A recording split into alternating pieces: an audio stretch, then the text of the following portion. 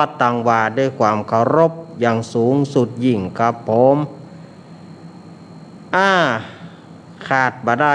สวัสดีเจผู้ควบคุมเสียงแล้วก็ขอเจริญพรอย่างคณะสัตยาติโยม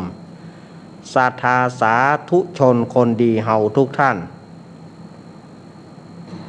มาเร็วเนอผมขอกราบสวัสดีผมขอกราบสวัสดีเน้นรักวันเด็กผ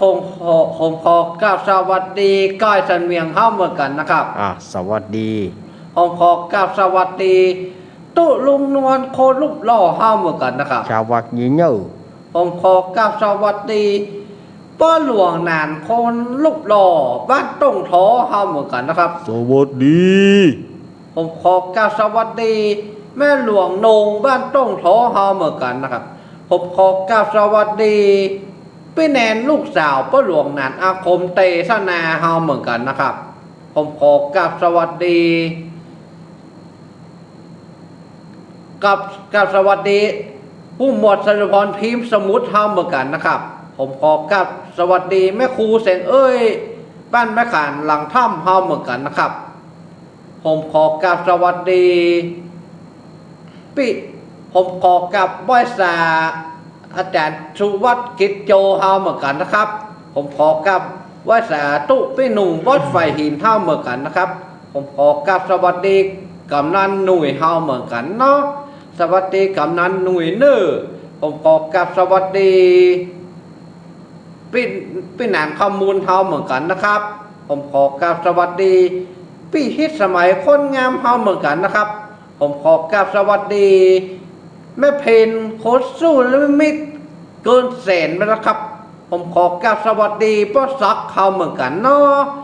ผมขอกราบสวัสดีป้าซักเขาเหมือนกันเนอะผมขอกราบสวัสดีป้าซักเขาเหมือนกันป้าซักบ้านตาดยางนะครับตาดยางนะครับผมขอสวัสดีทุกคนได้ฟังขึ้น104กาดีขึ้นทุกขึ้นกาดีสวัสดีทุกคนนะครับขอบสวัสดีทุกคนเด้อที่ผมไม่ได้นะครับสวัสดีทุกคนครับมาแล้วเนอมาแล้วมาปะกันในรายการธรรมะเพื่อชุมชนทางสถานีวิทยุแห่งนี้รายการธรรมะเพื่อชุมชนจะมาปะกันในคืนวันอังคารตั้งแต่เวลา20:00 นถึงเวลา4:00 นโดยมีตนตัวอาตมาภาพก้าวกับผมสามเณรรักปัญโยนันท์แห่งวัดสันเหมืองตำบลหนองล่อง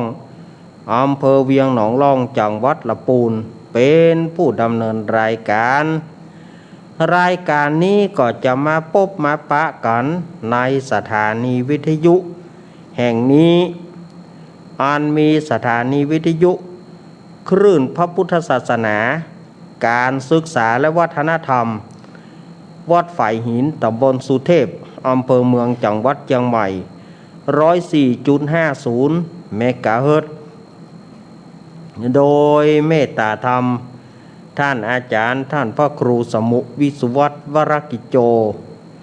สถานีวิทยุวัดพระบาทอุดมน้ำบ่อสาวา 100.25 เมกะเฮิรตซ์โดยเมตตาธรรมของหลวงพ่อสุจิตตานุรักษ์สถานีวิทยุ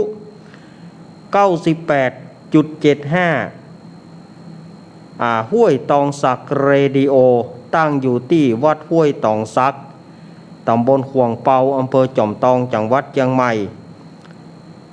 โดยเมตตาธรรมของหลวงพ่อวาปีวรมณิต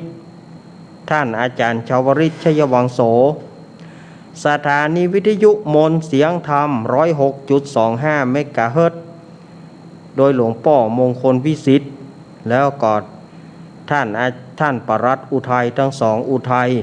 สถานีวิทยุแม่ขจารโมเดิร์นเรดิโอ94.50 เมกะเฮิรตซ์ โดยป่อน้อยสุวรรณแม่อนงพรหมมินทร์สถานีวิทยุบ้านแป้นเรดิโอสถานีวิทยุแม่วางเรดิโอสถานีวิทยุบ้านทุ่งเรดิโอ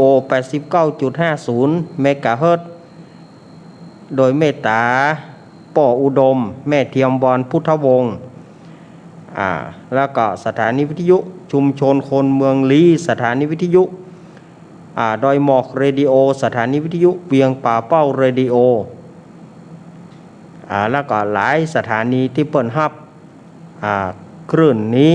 ที่เปิดฮับสัญญาณเนาะอาตมาภาพก็ได้มาพบกับสถาญาติโยมเหมือนเช่นเคยมาปะกันวันนี้เป็นวันอังคารที่2เดือนพฤศจิกายนพุทธศักราช 2564 เดือนเกียงเหนือเดือนเกียงหรือว่าเดือนไอเหนือเดือน11ใต้แฮมมันนี่12ค่ำแฮมมันนี่12ค่ำก็เหลือเวลาแถม17วันเหลือเวลาแถม17วันก็จะถึงเทศกาลลอยกระทงหรือว่าลอยสะตวงหรือว่าเทศกาลเดือนยี่เปงก็จะมารอดมาถึงแถมแล้ว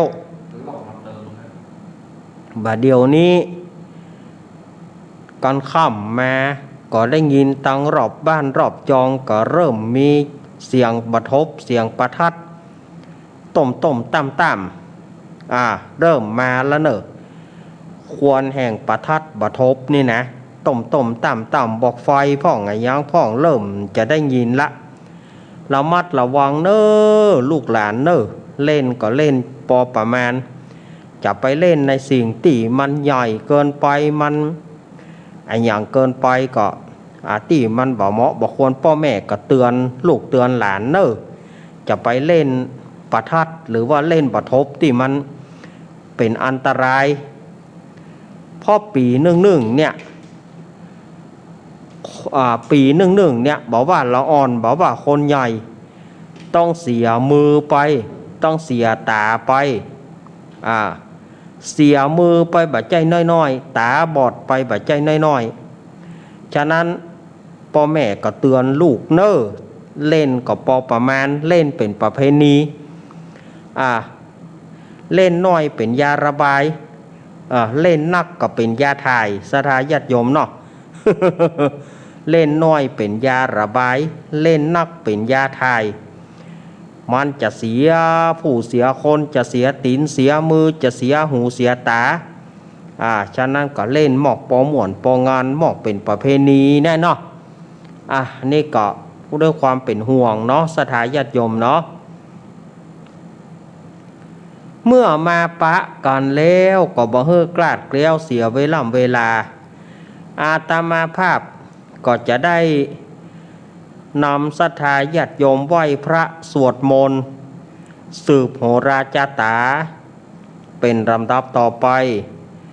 ศรัทธาญาติโยมที่ต้องการจะเอาน้ำมนต์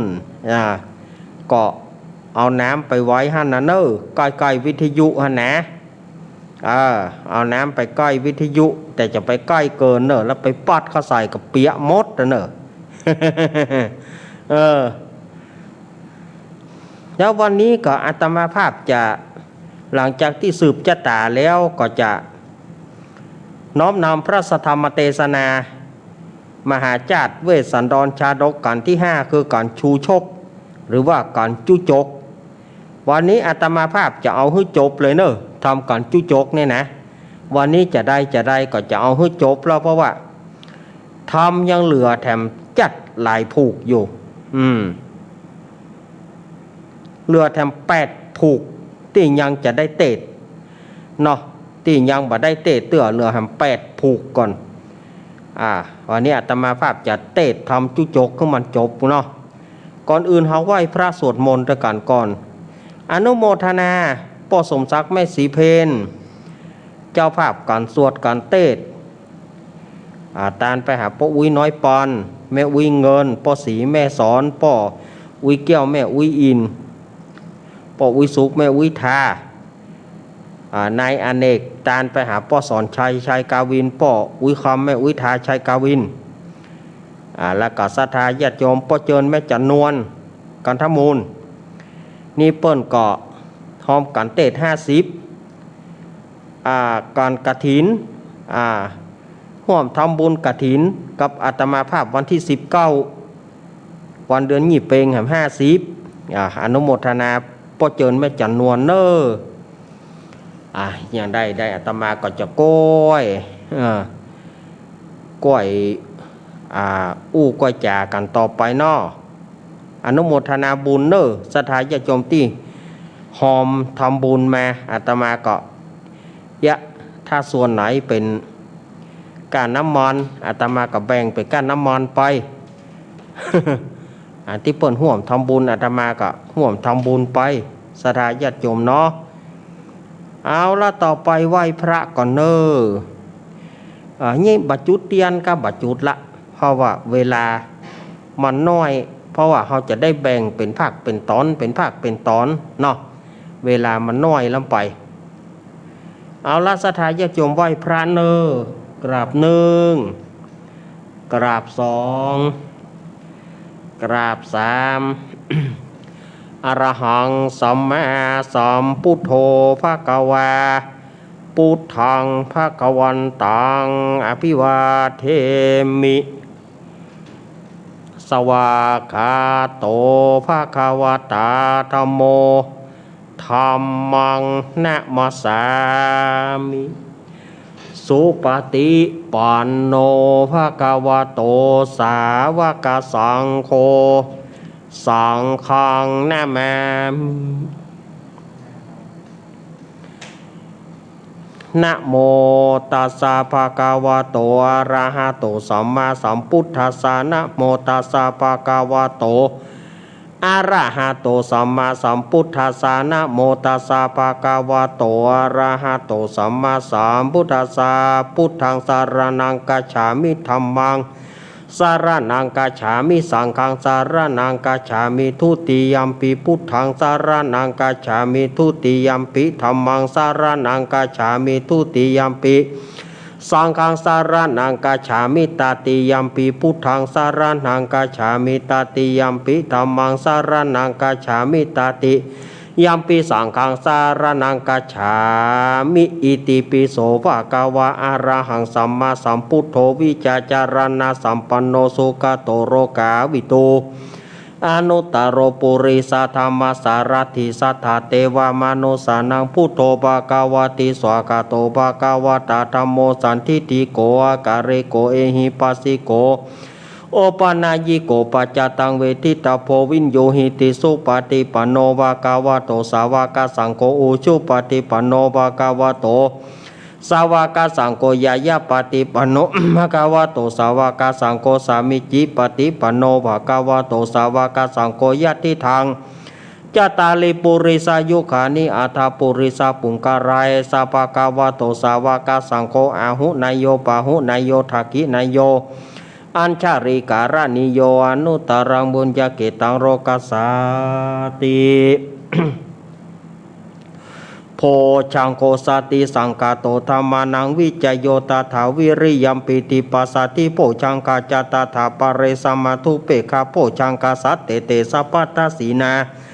มุนินาสมาทากตาภาวิตาภาหุริกตาสังวัตติอภิญญาญานิปานายาจโพธิยาเอเตนะสัจจวเจนะโสติเตหนตุสัพพทาเอกสัมมิงสัมมาเยนะโถโมกขลาโนจาโมกขลานันจักสสปังคีลาเนทุกิเตที่สวโพชังเคสตะเทสยิเตจตังอภินันติตัวโรกามุจิงสุตังคเนเตนะสัจจวเจนะโสติเตหนตุสัพพทาเอกถาธรรมราชาปิเครัญเยนะพิปิลิโตจุนทเทเรนะตัญเยวะพนาเปตวานาสาทรังสมโมทิตวาจะอาปาทาตัมหาวุธาสิฐานาโสเอเตนะสัจจวเจนะโสติเตหนตุสัพพทาปายนาเตจะอาปาทาตินานัมปิมะเหสีนังมะคาหาตะกิเลสวะปตานุปติธรรมตังเอเตนะสัจจวเจนะโสติเตหนตุสัพพทา ยันตุนิมิตังอวะมังการัญจโยจามานาโปสะโกนาสัสสะโตปะปะกะโหทุสุปินังอาการตังพุทธานุภาเวนะวินัสสมินตุยันตุนิมิตังอวะมังการัญจโยจามานาโปสะโกนาสัสสะโตปะปะกะโหทุสุปินังอาการตังธรรมานุภาเวนะวินัสสมินตุยันตุนิมิตังอาวะมังการัญจโยจามานาโปสะกุณาสัสสะโทปะปะกะโหทุสุปินากันตังสังฆานุภาเวนะวินัสสมินโตมหาการุณิโกนะโถยตายะสัพพปานินะปุริตาปรมิสัมปปันโตสัมโพธิมุตตมะเอเตนะสัจจวัจเจนะโหตุเมชัยยะมังการัญชยันโตโพธิยามโมเลสักกายนังนาดิวัตโนเอวังตวงวิจโยหิจยสุจยมังกะเลอปริจิจิตาปรังกิเสเสปัทวิปุกะเรอปิเสเกสัพพพุทธานังอากาปโตปโมตติสุนักตังสุมังการังสุปปตังสุติตังสุกโนโสโมโตจัสสุยิทังปรมาจาริสุบรักกินากายกรรมวาจากรรมัง สุมาเนปะทักกินังมโนกัมมังปณิทิเตปะทักกินานิกัตตนารพันธเตปะทักกิเนพุทโธมังกลาสัมพุทโธทิปัทุธรรมโมพุทธมังกลามากัมมัสสะปทุกาปมุญจเลธรรมโมมังกลาสัมพุทโธคัมปิโลทุตโสอนุงธรรมมังกลามกัมมัสสะปะปัญญาปมุญจเลสังโฆมังกลาสัมพุทโธวราทกินโยอนุตตโรสังฆมังกลามากัมมัสสะปะโรกาปมุญจเร โอมติปะสหมังสะดาบเทียนก้าวัดวาลูกเป็นเปียวไฟสรีกันใจกูเทียนนี้ปราบเมืองผีมากูดาวบ่หุกี้เจนเต้าปราบกินมา101ภาษากูก็ปราบได้ใต้ปืนฟ้าเหนือหน้าแผ่นดินเกาลิ้นกูเป็นน้ำเกากลางกูเป็นแม่น้ำใหญ่กูจ้องออกไปท่วมหัวผีตายไปลิ้นกูเป็นดาบเทียนก้าใต้ปืนฟ้ากูบอกกัวสังโอมสัพปะโตมังสวหายโอมเป็ดจะรำแผ่นดินดำไว้ว่าสายตาผีขาดกับหนีละคนดีกูเอาไว้นี่อย่าได้เอาไปตัวโมสูต้านตั้งผีมารและผีเข็นตั้งผียักษ์ผีเย็นอย่ามาใกล้ผีอยากร้ายจงหนีไปปอนผีกุมพรและผีให้อันเตียวต้องพายจงรีบหนีไปโอมสัพปะโตมังสวหายสาธุพระปัญญาปรมี30ตัสสาธุพระปัญญาปรมีวัดแวดล้อมวิริยะปรมีอ้อมระวังดีศีรปารมีบางหอกดาบเมตตาปารมีพาแปะตั้งปืนตานาปารมีคือเป็นปืนตั้งต่ออุเบกขาปารมีคือก่อเป็นเวียงสัจจะปารมีเวทระวังดีเป็นไม้ใต้ขันติปารมีกลายเป็นหอกดาบปังนาไม้และปืนไฟอาทิฐานะปารมีพันดาบไปทุกแห่งแข็งแรงปราบฝูงหมู่มันปีสางไปเป็ดทุกตาวิปบติปังไปนี้แม่ธรณีอาสัจจันโสเสมือนผันอยู่ข้างน้ำนาตีนองกวางต่อกวางแตกตีฟองนานองนานอกไก่เป็นข้าวตอกดอกไม้ถวายปูจาพระแก้วแก่นท้ายสตันพระพุทธังเลยจุงมาไผ่โพดอนุญาตโตดโปดปูคาแต่ดีลีแม่ธรณีออกมารีดผมอยู่ข้างท่าจังให้ขายสัจจังงาซับดินพ่นน้ำนาทีลงผ่านผายคอไฟหักตบเต่าพญามันเอาต่างปูนกัวยกมือขึ้นทุนหัวใส่กาวาภูคานี้ชื่อว่าลูกศิษย์พระพุทธเจ้าตนมีบุญสมปานั้นมากนักพระพุทธเจ้าจึงจะตั้งปัญญาปรมีไว้9ชั้นตั้งไว้ตั้งหน้าก็ได้9ชั้นตั้งไว้ตั้งหลังก็ได้9ชั้นตั้งแต่หัวเพียวตีนก็ได้9ชั้นตั้งแต่ตีนเพียวหัวก็ได้9ชั้นแสนวาแม่นว่าลูกปืนมันจะมาเสมือนโฟนแสนหาก็บ่อาจจักมาไกลใดข้าพเจ้าเลยได้ว่าโอมพุทธกุณังโอมธรรมกุณังโอมสังฆกุณังโอมพุทธอินตาโอมธรรมอินตาโอมสังฆอินตาอัสสะอัปแม่ธรณีผู้อยู่เหนือน้ำผู้อยู่กำแผ่นดินการข้าได้เลือกคือถึงคุณพระปิตาคุณพระมารดาคุณครูบาอาจารย์คุณเทวบุตรเทวดาคุณเกี้ยวเจ้าทั้ง3ประการ คือคุณพระพุทธคุณพระธรรมคุณพระสงฆ์คุณแดดคุณฝนคุณน้ำคุณลมคุณดินคุณไฟคุณกุศลเจ้าก็ดีคุณพระตนพระวนาก็ดีคุณนางอุทราก็ดีคุณพระปัญเจกับพุทธเจ้าก็ดีคุณแม่ธรณีก็ดีคุณเจ้าแม่กวนอิมบรมโพธิสัตว์ก็ดีจงมารักษาก้อมหน้าและก้อมหลังตนตัวข้าพเจ้าและผู้ฟังรายการสถานีจูปู่จูคนจูตนจูองนั้นจงจักมีเตียงแต่เดลีจิมแดเตอโอมพุทโธพุทธังรักษาโอมธรรมโมธรรมังรักษาโอมสังโฆสังฆรักษาโอมพุทโธพุทธังอรหังโอมธรรมโมธรรมังอรหังโอมสังโฆสังฆอรหังโอมพุทโธพุทธังกันหะโอมธรรมโมธรรมังกันหะโอมสังโฆสังฆอายุวโนสุขังปะลัง โอมอิติปิโสวิเศษอิเสเสพุทธนาเมอิเมนาพุทธตังสุอิโสตังพุทธปิติอิปัญจมาเรชิโนนาโถปโตสัมพุทธิมุตตมังจตุสัจจังปกาสิติธรรมจักกังปวัตติเยเตนะสัจวัจนะโหตุเมชัยมังครัง อิมัสสมิงมงคลจักรวาลทั้ง8ทิศประสิทธิจงมาเป็นกำแพงเกลียวทั้ง7ชั้นมาป้องกันหอมเรากับตัวอนันตาราชเสมนาเกเตสมันตสัตโยจนะสัสตสาสานิพุทธสารปริเกเตระกันตุสุรกันตุอิมัสสมิงมงคลจักรวาลทั้ง8ทิศประสิทธิจงมาเป็นกำแพงเกลียวทั้ง7ชั้นมาป้องกันหอมเรากับตัวอนันตา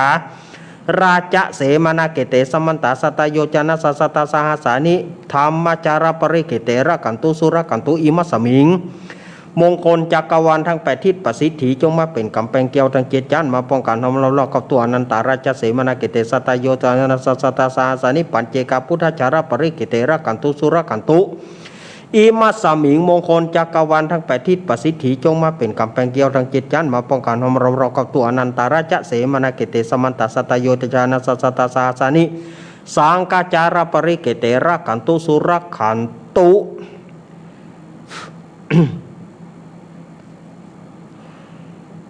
อาทิอุนหาสาวิจโยธรรมโมโลเกอนุตตรสปัสสตัยตถายะต่างๆกันหายหิเทวเตปริวเชราชตันเทอมนุเสปวเกปยเกนะเก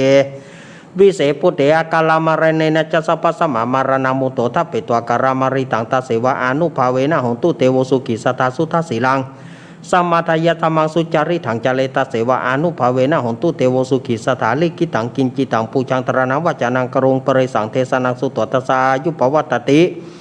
สักกตัวพุทธารัตนาโอสถาโอตมาวรายิตังเทวมนุสนาวราเตเจนะสุเทนานาสันตุปัตวาสเปตุกาอุปสมินตุเตสักกตัวธรรมารัตนังโอสถาโอตมาวรังปริราหุปสมารามเตเจนะสุเทนานาสันตุปัตวาสเปปยาอุปสมินตุเตสักกตัวสังการัตนาโอสถาโอตมาวรังอาหุนายังปะหุนายังสังกัตเตเจนะสุเทนานาสันตุปัตวาสเปโรกาอุปสมินตุเตอินทจตาเทวจตาพรหมจตามหาพรหมจตาอิสิจตามหาอิสิจตามุนิจตามหามุนิจตาปุริสจตามหาปุริสจตาจักรวติจตามหาจักรวติจตาพุทธจตาปัจเจกพุทธจตาอรหันตจตาสัพพสิทธิวิจตารานังจตาสัพพโรกัจจริยานังจตาสัพพโรกัทิปติยานังจตาเอเตนะสัจวัจเจนะตุยหังสุวทิหนตุตุยหังสวหายะโอมนะโมพุทธัสสะโอมนะโมธรรมสะโอมนะโมสังฆสะไสยติทังโหโรสวหายะอินทชาตาเทวชาตาพรหมชาตามหาพรหมชาตาอิสิชาตามหาอิสิชาตามุนิชาตามหามุนิชาตาปุริสชาตามหาปุริสชาตาจักรวติชาตามหาจักรวติจตาพุทธจตาปัจเจกพุทธจตาอรหันตจตาสัพพสิทธิวิจตารานังจตาสัพพโรกจาริยานังจตาสัพพโรกทิปติยานังจตาเอเตนะสัจเจนะตุยหังสุที่อุนตุตุยหังสวหายะโอมนะโมพุทธัสสะโอมนะโมธรรมสะโอมนะโมสังฆสะไสยติทังโหโรสวหายะอินทชาตาเทวชาตาพรหมชาตามหาพรหมชาตาอิสิชาตามหาอิสิชาตามุนิชาตามหามุนิจตาปุริสัจตามหาปุริสัจตาจักรวติจตามหาจักรวติจตาพุทธจตาปัจเจกพุทธจตาอรหันตจตาสัพพสิทธิวิจตารานังจตาสัพพโรกัจจริยานังจตาสัพพโรกัทิปติยานังจตาเอเตนะสัจวัจเจนะตุยหังสุอธิอุนตุตุยหังสวหายะโอมนะโมพุทธัสสะโอมนะโมธรรมสะโอมนะโมสังฆสะไสยติทังโหโรสวหายะปุตตกาโมระเพปุตตังธนกาโมระเพทานังอธิกายเยกายะยายะเทวนังปิยตังสุตวะอิติปิโสภควายมราชาโนท้าวเวสสุวรรณโน มรณัง สุขังอรหังสุขโตนะโมพุทธายะชัยยาสนากาตาพุทธาเจตวามารังสาวาหานังจตุสัจจังสัพพังราสังเยปิวิงสุนราสปะตันหังการาทายโยพุทธาตาวิสตินายกาสเปปฏิติตาไมหังมาทาเกเตมุนิสารสิเสปฏิติโตไมหังพุทโธธรรมโมทวิโรจาเนสังโฆบาทิติโตไมหังอุเรสภกุณาคาโรหัตถเยเมอนุรุโทสาริบุตโตจัตกิเนกนทันโยปิติปากาสมิงโมการโนจวามเกตกิเนสาวเนไมหังอาสุงอนันตราหุโรกัสปุจามหานาโมอุปสุงวามาโสทะเกเกสันเตปิติปากาสมิงสุริโยวะปะพังกโรนิสิโนสิริสัมปันโนโสปิโตมุนิปุงกาโว กุมารกัสสะโปเทโรมะเหสิจิตวัฏโกโสไมหังวัตเนนิจังปฏิทัสสิกุณากโรปุณโนอังกุริมาโรจาอุบาเรนรีนันทสีวรีเถระปัญจายเมชาตานาราเตเตระกัมมามาเสสะสิติมหาเถระวิชิตาชินะสาวกายเตสิติมหาเถระจิตาวันโตจิโนรสาชารันตสิระเตเจนะอังคามังเกสุสันติตารัตตานังปุระโตอาสิทกิเนเมตสุตกังทัชชะกังปัชโตอาสิวเมยังกุริมารากังกันทะโมระปริตัญจาตานาติยสุตกังอากาเสชาทานังอาสิเสสะปะกาลาสันติตาชินานาวราสังยุตตาสัตตปะการรังกตาวตาปิตาทิสัญชตาปายรัชตุปัทวาอาเสสาวินายังจันตัวอนันทชินะเตจสาวสตุเมสกิเจนะสัทธาสัมพุทธาปัญชเรชินาปัญชารามัชชัมหิวิหารันตังมหิตาริสัทธาปริตุมังสัพเปเตมหาปุริสาสไปเจวมันโตสุขุโตสุระโกชินานุภาเวนะชิโตปัทโวธรรมานุภาเวนะชิตาริสังโฆสังขานุภาเวนะชิตันตรายโยสธรรมานุภาวะปริโตจารามิชินาปัญชเรติภาวตุสัพพมังการากันตุสัพพเทวตาสัพพพุทธานุภาเวนะสัทธาสุทิงภวันตุเตภวตุสัพพมังคารากันตุสัพพเทวตาสัพพธรรมานุภาเวนะสัทธาสุทิงภวันตุเตภวตุสัพพมังคารากันตุสัพพเทวตาสัพพสังขานุภาเวนะสัทธาสุทิงภวันตุเตนากาตายกาปุตานังปปากหานิวรณปริตสานุภาเวนะหันตวเตสังอุปตเวนากาตายกาปุตานังปปากหานิวรณปริตสานุภาเวนะหันตวเตสังอุปตเวนากาตายกาปุตานังปปากหานิวรณปริตสานุภาเวนะหันตวเตสังอุปตเวอโรกายปารมาราปาสันทุติปารมังทานังวิสาสังปารมายาตินิปานังปารมังสุขังเอาละศรัทธาญาติโยมอาตมาก็ได้สืบโหราจตาศรัทธาญาติโยมต่ออายุศรัทธาญาติโยมเป็นที่เรียบร้อยเนอหายจากโควิด-19 หายจากโรคภัยไข้เจ็บต่างๆจะไปให้ได้มาใกล้เนอหายหนีดีมาหายหนีดีมาหายหนีดีมา เอาละศรัทธาญาติโยมอาตมาก็ได้สวดมนต์แล้วเนอในขณะนี้ศรัทธาญาติโยมกำลังรับฟังรายการธรรมะเพื่อชุมชนทางสถานีวิทยุแห่งนี้โดยมีเก้ากับผมอาตมาภาพสามเณรรักปัญโยนันท์เป็นผู้ดำเนินรายการจบไปขั้นตอนหนึ่งละศรัทธาญาติโยมต่อไปนี้อาตมาก็จะได้น้อมนำพระสัทธรรมเทศนามหาจาตุเวสสันดรชาดกการชูโชคหรือว่าการจุจกวันนี้ตอนอวสานอาตมาจะได้ตึงเตะตึงเหล่าเนาะเพื่อศรัทธาญาติโยมได้ฟังกันเจ้าภาพก็ป้อสมศักดิ์แม่สีเพนขาวเตี้ยว่าไปแล้วป้อเจิญแม่จันนวลกันทมูลได้อยู่แล้วก็ศรัทธาญาติโยมกุโคนที่เปิ่นฮับเป็นเจ้าภาพอันนี้แม่เพนเปิ่นก็จะเป็นสะพานบุญเฮืออาตมาตัวเปิ่นก็ว่างานกฐินวัดลูกเนนวันที่19วันสุดวันซอยแม่เพนก็ขอเป็นสะพานบุญเฮือศรัทธาญาติโยมอยากจะร่วมทำบุญก็โซนตังเวียงหนองล่องสีเตี่ยสารปูเลยต้นเพิงอย่างมื้อนี้ก็ติดต่อตังแม่เพนได้0837644741 อันนี้สะพานบุญของอาตมาภาพได้เปิ้นก็ได้เท่าใดเปิ้นก็จะร่วมทำบุญเปิ้นอยากจะเป็นสะพานบุญงานกฐินมันเป็นปีนี้เป็นกฐินสามัคคีเป็นกฐินที่บ่ได้มีเจ้าภาพหลักปีนี้ร่วมกันเพราะว่าสถานการณ์โควิด-19 ยังบ่ขี้บ่คลายเตื้อยังไม่คลี่ไม่คลายเตื้อก็เลยมีกฐินสามัคคีเป็นกฐินสามัคคีร่วมมือร่วมใจกันนี่แม่เพนเพิ่นก็ว่าอยากจะเป็นสะพานบุญก็เนาะอนุโมทนาแม่เพนเอาละต่อไปนี้อาตมาภาพก็จะได้มาน้อมนำพระสัทธรรมเทศนามหาจาตุเวสสันดรชาดกกันชูโชคหรือว่ากันจุจก ผูกที่5ประดับประดาคาถา79คาถาวันนั้นอาตมาภาพได้เล่ามาถึงที่ปู่พราหมณ์ชูชกเข้าไปสู่ป่าแล้วไปปะใส่หมาพรานเจตบุตร32ตัวมาล้อมเห่ามันปู่พราหมณ์กับบะจ้างเนี่ยได้ขึ้นต้นไม้ขึ้นไปขึ้นมาขึ้นต้นนั้นยะต้นนั้นตกต้นนั้นยะลงต้นนี้สุมาญาติโยมเนอะ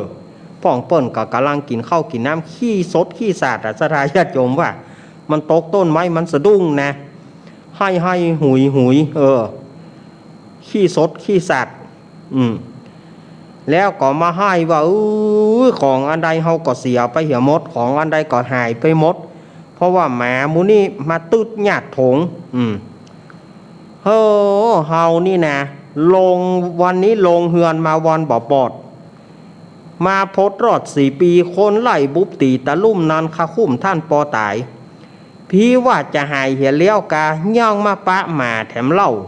เคาะให้ไม่เก่ามาถึงก้อมวิบากมาเติงตัวข้าตายบ่ได้หาหน้านางอมิตตา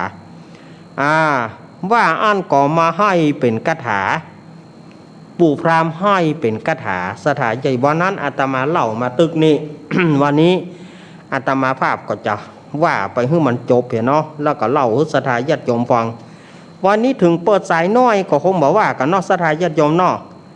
ถึงจะเปิดสายบรรณาเกาะสถานญาติโยมจะไปโคดอาตมาเนอะเพราะว่าสาระมันเต็มโต๊ะเนาะ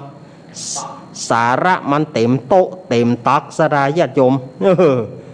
สาระมันนักเกาะไหนๆก็ไหนๆเนาะถ้าเปิดสายน้อยจะไปว่าอาตมาเนอะ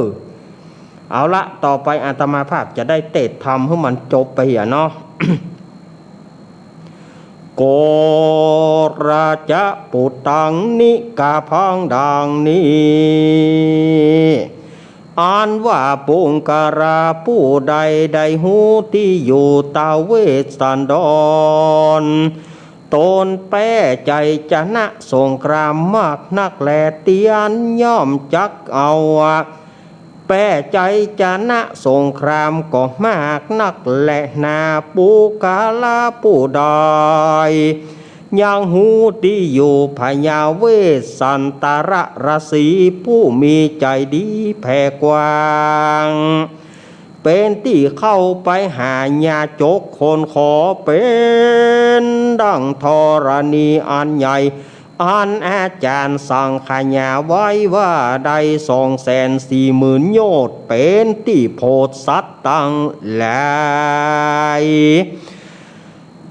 ภากันนึ่งอ่านว่าปุกการะผู้ใดยังหูที่อยู่พญาเวสสันดรอันผู้มีใจดีเพื่อแผ่อันเป็นที่เข้าไปแห่งคนตั้งหลาย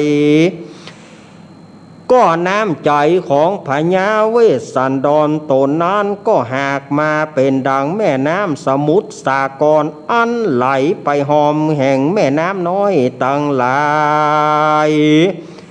ได้5 สายคือว่ากงกาญะมุนาอาจิระวดีสารภูมหิสังกาตาคือคงกานองแรงรีบยะมุนาทีบเต็มฟองอาจิระวดีนองกุ้งฟังสารภูพังตัดฟองมาหิน้องต้านกว้างย่านกว้างหลายต่อตั้งอาโนมาโพราอ่านว่าคนตั้งหลายยังมียังใหญ่ยังรอบเก็บกินกอบ2 มือพี่บ่มีดังหรือก็ตักเอาด้วย ก็ตักเอาด้วยหม้อไห้ตะไรปากตักเอาด้วยกันถ้วยและกันตีย่อมบ่มีจักห่างย่อมบ่มีวางได้บกบางก็คือว่าเต็มทุกเมื่อก็กวนดีเจือแต่ดีลีและมีประการชันใดเป็นดังพระจอมใจผู้เลิศโตนพระเสริฐกว่าเจ้า4 ปีเป็นที่เข้าไปหาญาจกคนขอและนาภากันนึ่งอ่านว่าพญาเวสสันดรตนนั้นนะ ก็อุปมาเปรียบไว้ดังต้นไม้โพสไรร่มกว้าง มีใบบ่ห่างงามมีเดี๋ยวกันเนอะสุมาเนอะ ภาการนึ่งอ่านว่าพญาเวสสันดรตนนั้นนาก็อุปมาเปรียบไว้เป็นดังต้นไม้โพสไรร่มกว้างใบหนาปาไม้บ่ม่วงใบบ่ห่างมีร่มกว้างเย็นอาใจนิโคทาใบจื่นจ้อยใบบ่น้อยห่างดกนาจาญะไม่ลังหลวงล่มกว้างเป็นตีย่างเป็นตีย่างจุ่มเย็นใจเป็นดังรือพระจอมใจแก่นทายเป็นตีเข้าไปแห่งคนตั้งหลายอันฮ้อนข้าหายด้วยเข้าของสินของใจค้อนของจริงปูนดูในเมื่อกูลงป่าไม้เพื่อให้หาพญาเวสสันตรราชผู้ใดมีใจจัดศรัทธาบอกยังมักกาไต่เตาอันจักเข้าสู่ห้องกูปันณศาลาแห่งพญาเวสสันตรราชเจ้าก็หากจักได้คณะนาบุญใจน้อยเป็นได้500แสนตีและนาเจตบุตรโตยามนั้นพรานเจตบุตรสุดตัวได้ยินเสียงมามันเห่ายังพรามเท่าจูจักะพรามจักว่าผีตามอยก็มาเป็นดังเก่าจักว่าวอกเท่าก็บ่มีหางจักว่ากวางฟ้าก็มาขึ้นต้นไม้ได้จักว่าไก่เถื่อนก็บ่มีโคนจักว่าโคนก็บ่เหมือนโคนบ่เหมือนฮูกบ่เหมือนห้างจักว่าวอกก้างก็มาจ๋าเป็นเท่าผีพรายดังรือมันมาห้องให้วายวายกลางป่าไม้นี่แหละนาเจตบุตรก็ถือหน้าไม้ฟังเข้าไปบ่จ้าด้วยคำว่าอะยังพระมโนดังนี้พรามผู้นี้มักว่าลงป่าไม้ไพรนาดังรือมันปริยาร้องไห้กลางป่าใหญ่ผู้พาเพื่อให้หาพญาเวสสันตรราชป่าหนึ่งดังจักมาขออาคารราชบุตรตาแห่งพญาเวสสันตรราชบอกกล้าสงสัยเจตบุตรขนิ้งใจสันนี้แล้วก็ เบนก็ตั้งสายธนูคืนดีดเบนปลายไม้เข้าไปรอตัวพรามแล้วก็กล่าวคำสังะกลาแข่งด่าว่าดูราพรามเท่าเฮ้ยมึงอย่าหวังจักป้นเล่ามือกูบ่ฮื้อชีวิตแก่ต้านในดงดันหิมมาปานี้และนาตามมาถังปะกาเซนโตตัสสะเจโตปริสันโสสิอรัญเยรุทธโกรัทกาดังนี้ภิกขเวดุกราภิกขุต่างหลายส่วนว่าเจตบุตรนั้นเป็นพรานเนื้อเกิดแต่เชื่อพรานมามันไปไล่ป่าเดินดงได้ยินเสียงพรามหลงร้องไห้ลวดขึ้นป่าไม้ติดปืนแล้วก็ไปยืนต่อหน้าด่าว่าข้าจะยิงพรามแล้วก็เก่ากำราบกล่าวขณะเพื่อพรามเท่ากลัวว่าดูราพรามปาโลปู่เท่าอ่านว่าเจ้าพญาแห่งตูตั้งหลายหมู่สู่หากคือชิบหายด้วยอุบายอันโลภโลนขอยิ่งโป้นเหลือประมาณ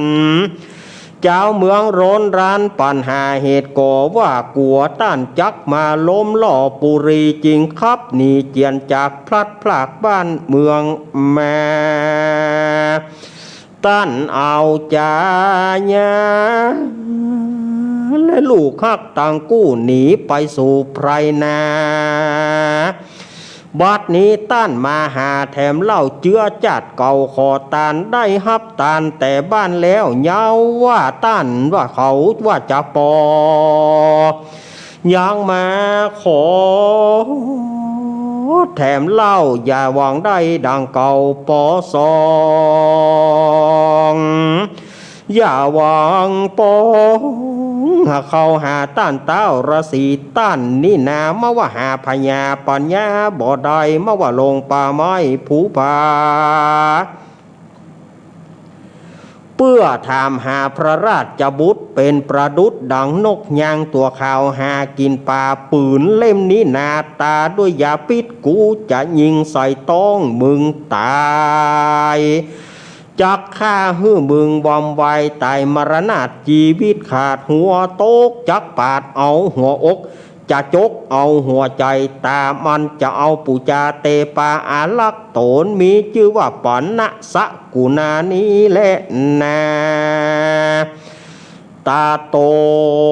ส่วนว่าจูจักะพรามได้ยินกล่ำอันเจตบุตรกระยาบมากล่าวขนาบดังเสียงแข็งป้านดังปืนธนูแต่แผ่วรอดดาจักตอดยิงโตนเท่าเวโวนกัว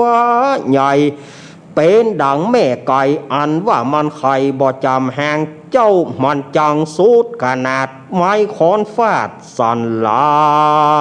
งเสียงก็มาดังแอกแอกพัดบังแตกไปมามันจิ่งกล่าวกำมุสาวาทดังนักปราชญ์แต่โหนหลังตอบยังกำเจตบุตรว่าดูราพรานเจตบุตรข้ายิงพรามเทาหัวงูจิงยงธนูขึ้นว่าวุฒว่าวาดยังบ่ตันรอดปุ่มหลวงพรามก็มาโตกะปวงกะป้าน้ำตาล่าไหลนองยกมือตึงสอง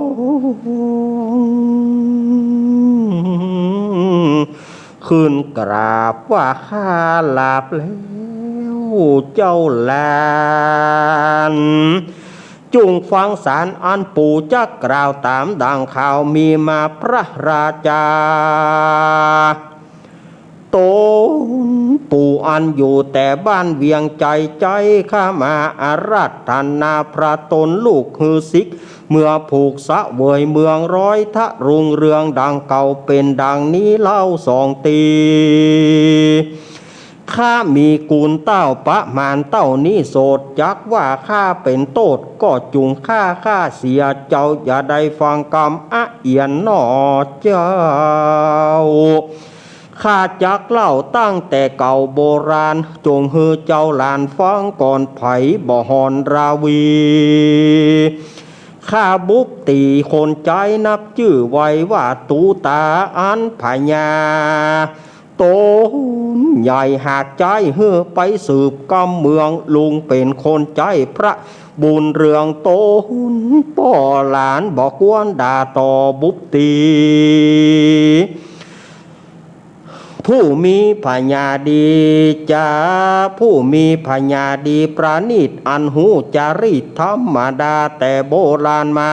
แต่ก่อนก็บ่หอนแห่งของและลานโหย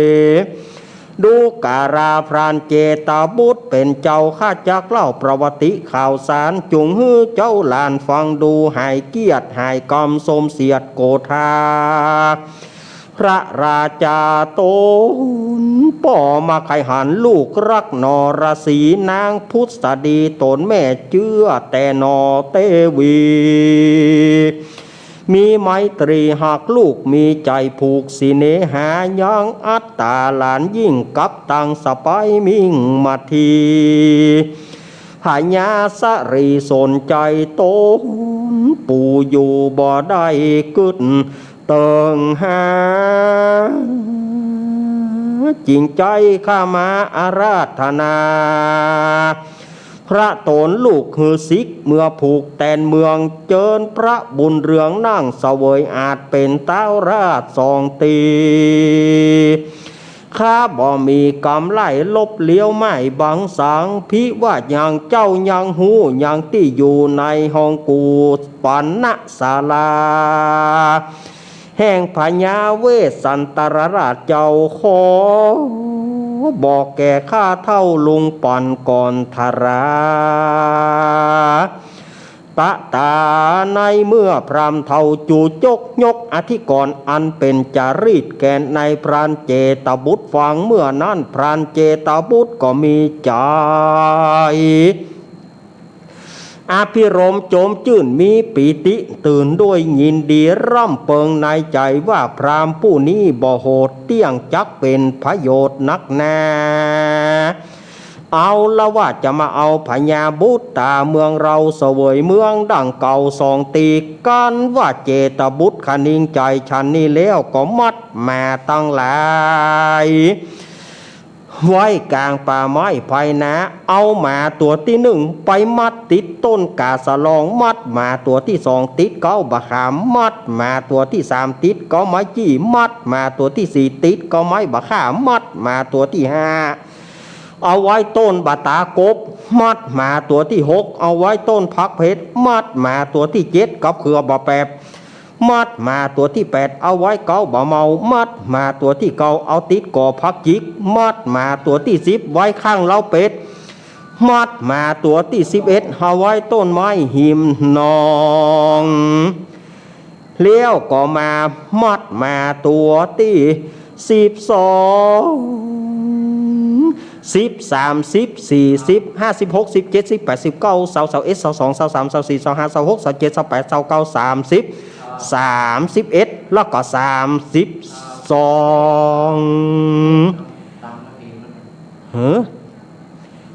มัดมันเสี่ยงเห็นเนอะกำบอกมัดหมานี่มันก็บ่เสี่ยงอ่ะ เนาะศรัทธาเยี่ยมพ่องก็ถามว่าข้ามนักก็น้อยเดียวเนอะก็ได้จะจบละแหมน้อยเดียวก่อนว่ามัดมาตั้งหลายไว้กลางป่าไม้ไพรนะก็เรียกพรามฮื้อลงมาจากต้นไม้อันโตนก็หากเอาผ้าตองมาปูไว้ฮื้อปูพรามบาปไว้นั่งเหนือดินแล้วก็ฮื้อกินข้าวน้ำกล่าวกรรมปฏิสันทานเป็นกำหวานจะใจว่าดูราสหายเฮ้ยบ่ล่างจักมาตายกลางป่าไม้พ่อปืนหน้าไม้กูยิงตะวังดูราต้านปู่เท่ากูหากเชื่อเล่ากำมึงพี่ว่ามึงเป็นคนใจแห่งพระแก้วแก่นไทยสรีสนใจก็เป็นที่ฮักเปิงใจกูบ่หน่อยเอาละจะมาเอาไปย่อซอยเวสันดรเมื่อสู่ในพระนครหลวงดังเก่ากำมึงเล่าหากจักมี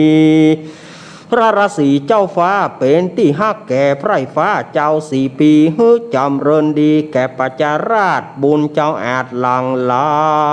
ยหลานกะเสมกาสายตามพระบาทบัดนี้เต้ากากาศจากเวทใจยนไปสู่ไพรโสนป่ากวาง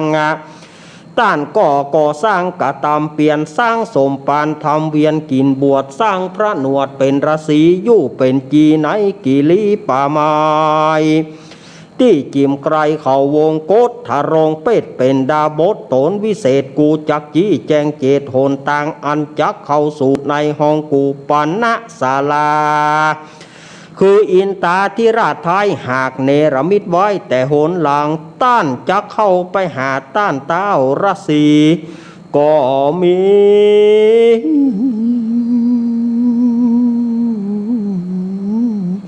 โดยปากาดังอาตมาได้เทศนาให้ฟังก็มีวันนั้นแหละนะจูจักะป่าปองนิธิตังขีญาสังวนาวิเศษจากห้องเหตุธรรมเทศนา ธรรมมหาจาตเวสันตาราชาดกการที่5ชื่อว่าการจูโจ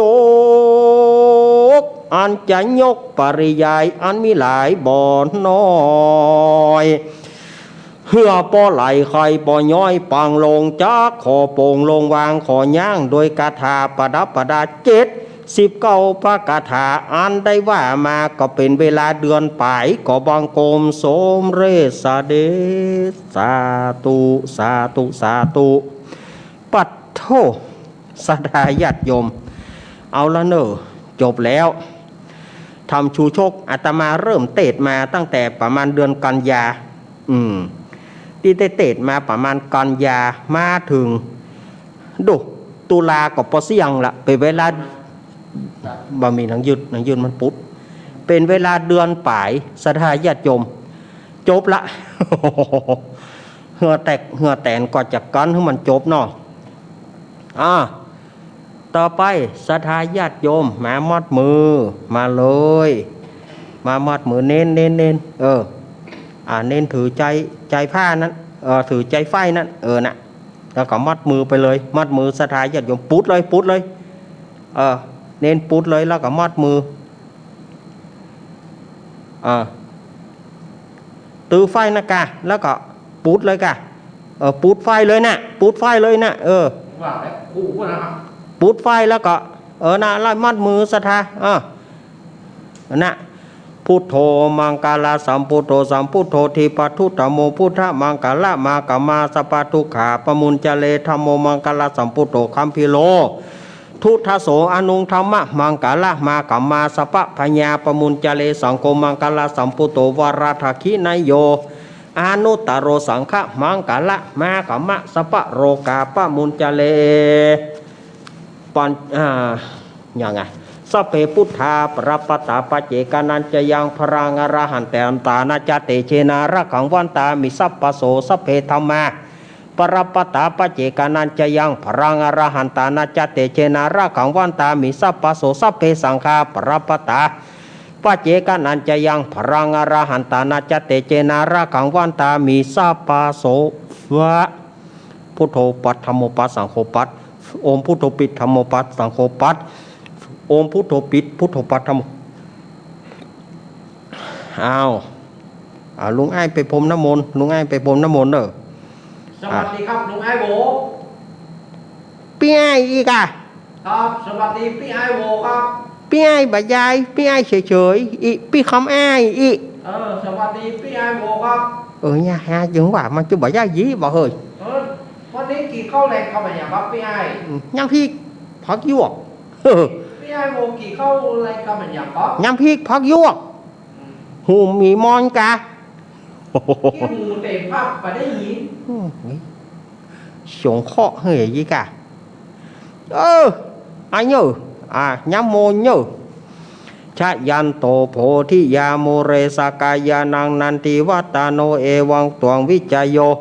โหหิสยาสุชายามังกาเลอปราจิตาปราเกเสเสปัทวีปุงกาเรอปิเสเกสัพพุตานัง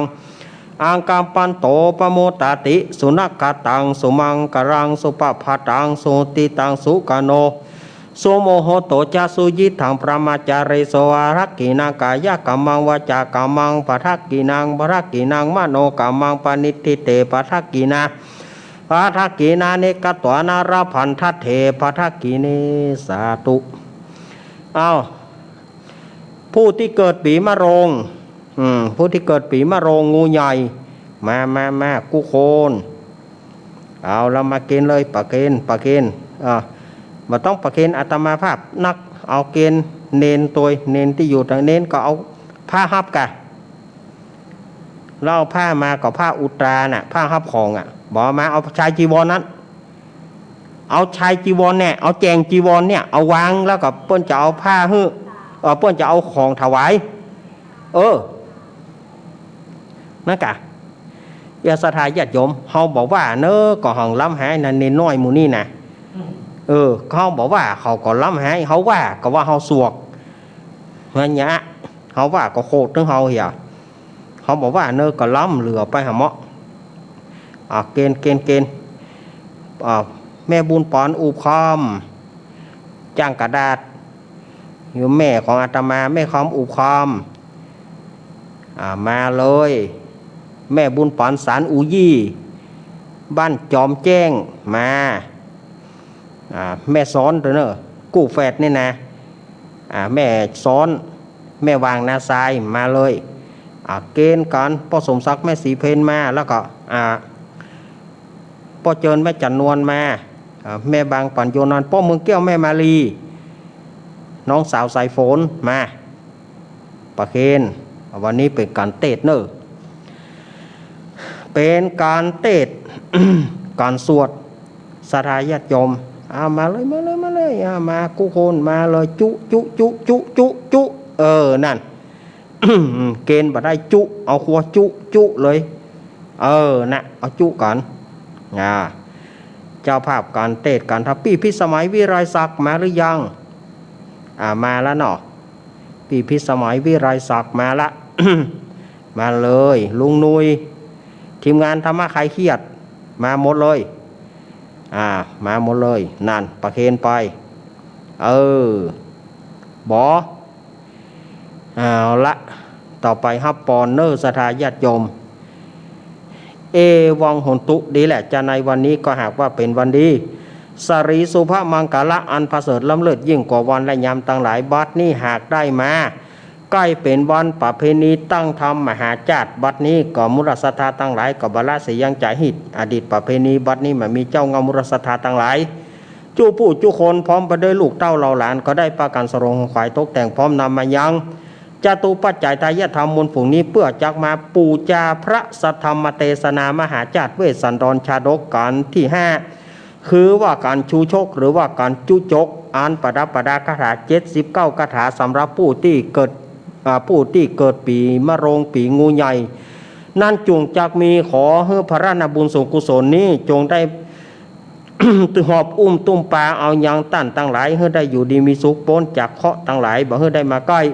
เคราะห์จังไรอุบัติข้อ13นาม15เคราะห์ตั้งหน้าจนหลังสปะป่าปังวินาสันตุขอเรื่องระงับกับหายไปน้อมนำมายังโจกปีโจกเดือนโจกวันโจกยามอายุปีอายุเดือนอายุวันอายุยามไปใจนาทีข้าการบัดนี้ยามนี้นั้นจงปักจักมียังบ่เต้าแต่นั้นส่วนหนึ่งจากตานไว้ภายภาคหน้าตามหาเทวบุตรเทวดาพ่อเกิดแม่เกิดปู่แทนญาติแทนเจ้ากรรมนายเวรสัพพสตาสัพพวิญญาณขอเขาเจ้าทั้งหลายนมาหาพระนาบุญส่วนกุศลมวลฝูงนี้แล้วแผ่ผายนบุญส่วนกุศลมหายังลูกเต้าเหล่าหลานเพื่อได้อยู่ดีมีสุขนั้นจงจักมียะถาวาริวหาปุราปริปุเรนติสากรังเอวะเมวะอิโตทินังเปตานังอุปคปติอิชิตังปฏิตังตุมหังคิปะเมวะสมิสันตุสัพเปปุเรนตุสังกปาจันโทปนารโสยถามณีโชติรโสยถาเพราะใจยสิทธิธานังราพังโสถีภกยังสุขังพลังสิริหายุจวันโนจะโพคังวุฒิจยะสิทธิพวันตุโวเพราะว่าสัพปีติโยมิวัชันตุสัพพะโรโกวินาสตุมาเตภวตวนตรายโยสุขีติกายุโกภวะอภิวาตานาสีริสานิจังบุทธาปัจจายโนจัตตารโรธรรมาวัฏันติอายุวโนสุขังพระลังสาธุสาธุสาธุเอาได้ฟังธรรมแล้วเนาะสถาญาติโยมขั้นตอนที่2ก็ผ่านไปขั้นตอนที่3เป็นการเล่าเจี้ยปีพิสมัยวิไรศักดิ์พร้อมหรือยังพร้อมโทรมาเลย ปีพิสมัยวิไรศักดิ์เปิ้นจะมาเล่าเปิ้นจะมาเล่าเจี้ยวันนี้เปิ้นว่ามีเจี้ยอยู่จะนำมาเล่าในรายการธรรมะเพื่อชุมชนเนี้ยเปิ้นเฮาอาศัยเปิ้นอาศัยเฮาสถาญาติโยมวันเสาร์วันอาทิตย์เฮาเป็นทีมงานลูกทีมเปิ้นวันนี้เปิ้นก็มาเป็นในทีมงานเฮาในวันอังคารเนาะ ไม่เป็นไรมาได้เลยโยมปี่เฮาพร้อมก่อพร้อมก็มาเลยเนอะถ้ายังบอกพร้อมเตื้ออาตมาจะเสนอสาระไปก่อนโอ้มาละ7มาละหัน6 3 3ว่าจะได้นมัสการเจ้าสวัสดีพี่เจ้าข้อหนึ่งก็ ขอกราบพระเถรานุเถระทุกรูปนะเจ้าที่ฟังคลื่นนี้ทุกท่านนะเจ้าแล้วก็คนผู้ฟังที่ฟังคลื่นสีขาวทุกคนตัวนะเจ้านมัสการพระอาจารย์ พระอาจารย์เราลักน้องสวัสดีน้องเจค่ะผู้ควบคุมเสียงเจ้าวันนี้มีเนี่ย2 ก้อมนิ้วเดียวเอากลัวคลื่นมันจะไปเห็นบ่เมินเนาะก็เลยเอาเชี่ยที่มันม่วนแล้วมันจะน่าเสียดายเผื่อว่าเราจะไม่ได้มาเล่ากันแหมหน่อยนะแต่ยุ่งเราโดนตัดคลื่นตัดอย่างไปเนี่ยน่าเสียดายว่าเจ้าเรานี้มันจะหายไปนะจากเรื่องแรกจากเป็นเรื่องของกำนันไหนมั่วเนอะอันนี้อดีตแล้วเนอะเมื่อละพอตอนเป็นโยมแล้วก็ให้เอาสัมปตองหรอ สัมปตองนี่ขึ้นชื่ออยู่แล้วเนาะสัมปตองว่าขึ้นชื่อสาวงามเนี่ยนี่ไปแล้วไปกินข้าวแรงกุ้งก่อนก่อนน้ำพริกแดงมาใส่กระโปรงยกกระโปรงมือเนาะมีน้ำพริกแดงมีจิ้นทอดพวกจิ้นไปเลยไปเล่นเต็มเทแวนจับแล้วก็มีแกงแค่แหมมี3 อย่างเนี่ยนี่ปลากันสามคนก็เนอะที่ไปแอลนะ3 คนก็เนอะที่ไปแอลสาวบ้านนี่นะแต่ว่ามีคนหนึ่งที่จีบเจ้าจีบจึง3 ใจนะมีอยู่คนหนึ่งที่จีบสาวบ้านเนี่ยแต่ทีนี้มันมาหันจีนตีนใหญ่ๆเนี่ยมันก็เผลออ้วกมาในขณะที่สาวคนนั้นเนี่ยไปเอาน้ำเจาะไปเอาน้ำแล้วก็ลังจะเอาน้ำมาเสิร์ฟเพื่อเจาะเดี๋ยวบอกว่าอันจีนตีนใหญ่หาคิดเติงหาลูกหาเบยบอกว่าหาคิดเติงหาลูกหาเบยลูกสาวเพิ่นไม่มีเนี่ยเพิ่นก็เอาน้ำมาวางเสร็จแล้วเพิ่นยกจีนไปให้เสิร์ฟยกจีนไปจนหมดเลยนะเต็มจานเลยนะแล้วเหลือน้ำพริกแกงกับแกงแค่ละไว้ให้เจ้าได้กินสักคำเนี่ยเพิ่นบอกว่าอันไปจูเปิ้นไม่จูแก่เนาะจูได้นะเปิ้นว่าคือมีลูกมีเมียแล้วไปจูเปิ้นเนี่ยว่าเป็นบ่าวเนี่ยเนาะเสียตัวก็มีลูกเลยอ่ะมันได้กินสักคำนี่นะคิดตึงอ่ะลูกหายเมื่อยได้กินสักคำหรออันนี้เรื่องที่2เรื่องที่2เป็นเรื่องผู้ช่วยการสอนตายเขาแน่นอนอันนี้เรื่องจริงนะแต่กี้ก็เรื่องจริงเหมือนกันละเรื่องผู้ช่วยการสอนตายเนี่ยอันนี้เดี๋ยวก็ไปกินข้าวจะกินข้าวร้านนะมันตึงร้านน่ะขายก๋วยเตี๋ยวอย่างเดียวส่วนได้มีข้าวขายข้าวผัดแต่ยังก็มีสักอย่างอ่ะมีก๋วยเตี๋ยวอย่างเดียวมาทีนี้ผู้ช่วยเขาเนี่ยมันจีบตะเกียบประจ้างแต่เพื่อนมันจ้างอย่าเพื่อนจีบตะเกียบจ้างมันก็จีบกินดอกแต่ทีนี้ผู้ช่วยเขามันใหญ่ๆไปจีบตะเกียบประจ้างมันก็เอาตะเกียบปันก๋วยเตี๋ยวมันถ้ามันปันอันเดียวมันก็พอไหวเนาะมันเล่นปันเป็น2 อันเหมือนตะเกียบมันก็ปั้นลื่นๆเนี่ยพวกถ้วย ก๋วยเตี๋ยวตรงถ้วยแล้วก็พอเด้อเส้นก๋วยเตี๋ยวเส้นน้อยอ่ะคุณแค่ฟังเรานึ่งผ้าพอเด้อเจ้ามันก็ไปปั่นอยู่ที่ตะเกียบพันหมดดึง แล้วยายกินแง่นกินเจ้าก้มหน้าก้มตาตึงพอหน้าไผแง่นกินเอาอดอายเอาเจ้ากำอ่านก็ไม่ได้กินเลยลูกเจ้าเรื่องสองเรื่องเนี่ยเขาจะไปเล่าเนื้อเขาก็เสียดายเนาะจ้ะอันนี้เป็นเรื่องแต่นะที่เกิดขึ้นมามันยังมีอยู่เรื่องผู้ช่วยเนี่ยผู้ช่วยคนนี้นะที่ชื่อที่เจ้าถึงตลอดแล้วเนาะบอกให้หนูเหรอเจ้าหูละเนาะ วันการหน้าเนาะ เจ้า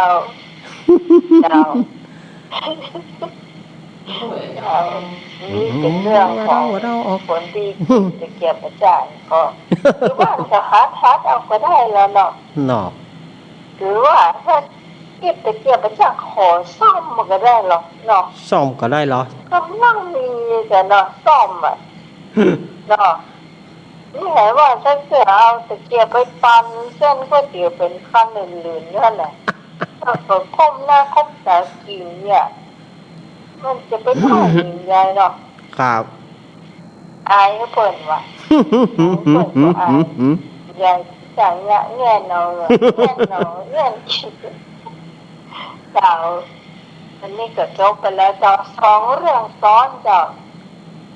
วันนี้จากพระเจ้าพิสมัยสุริโยดรจากทีมงานธรรมะไทยเคลียร์เจ้าแล้วก็ขอความทำบุญในเจ้ากับสำเนินเอารักปัญญานันวันพรุ่งนี้ที่ต่อไม่เพลินไปนอกไม่เพลินเราครับ ทีมสามัคคีนอก ครับ เจ้า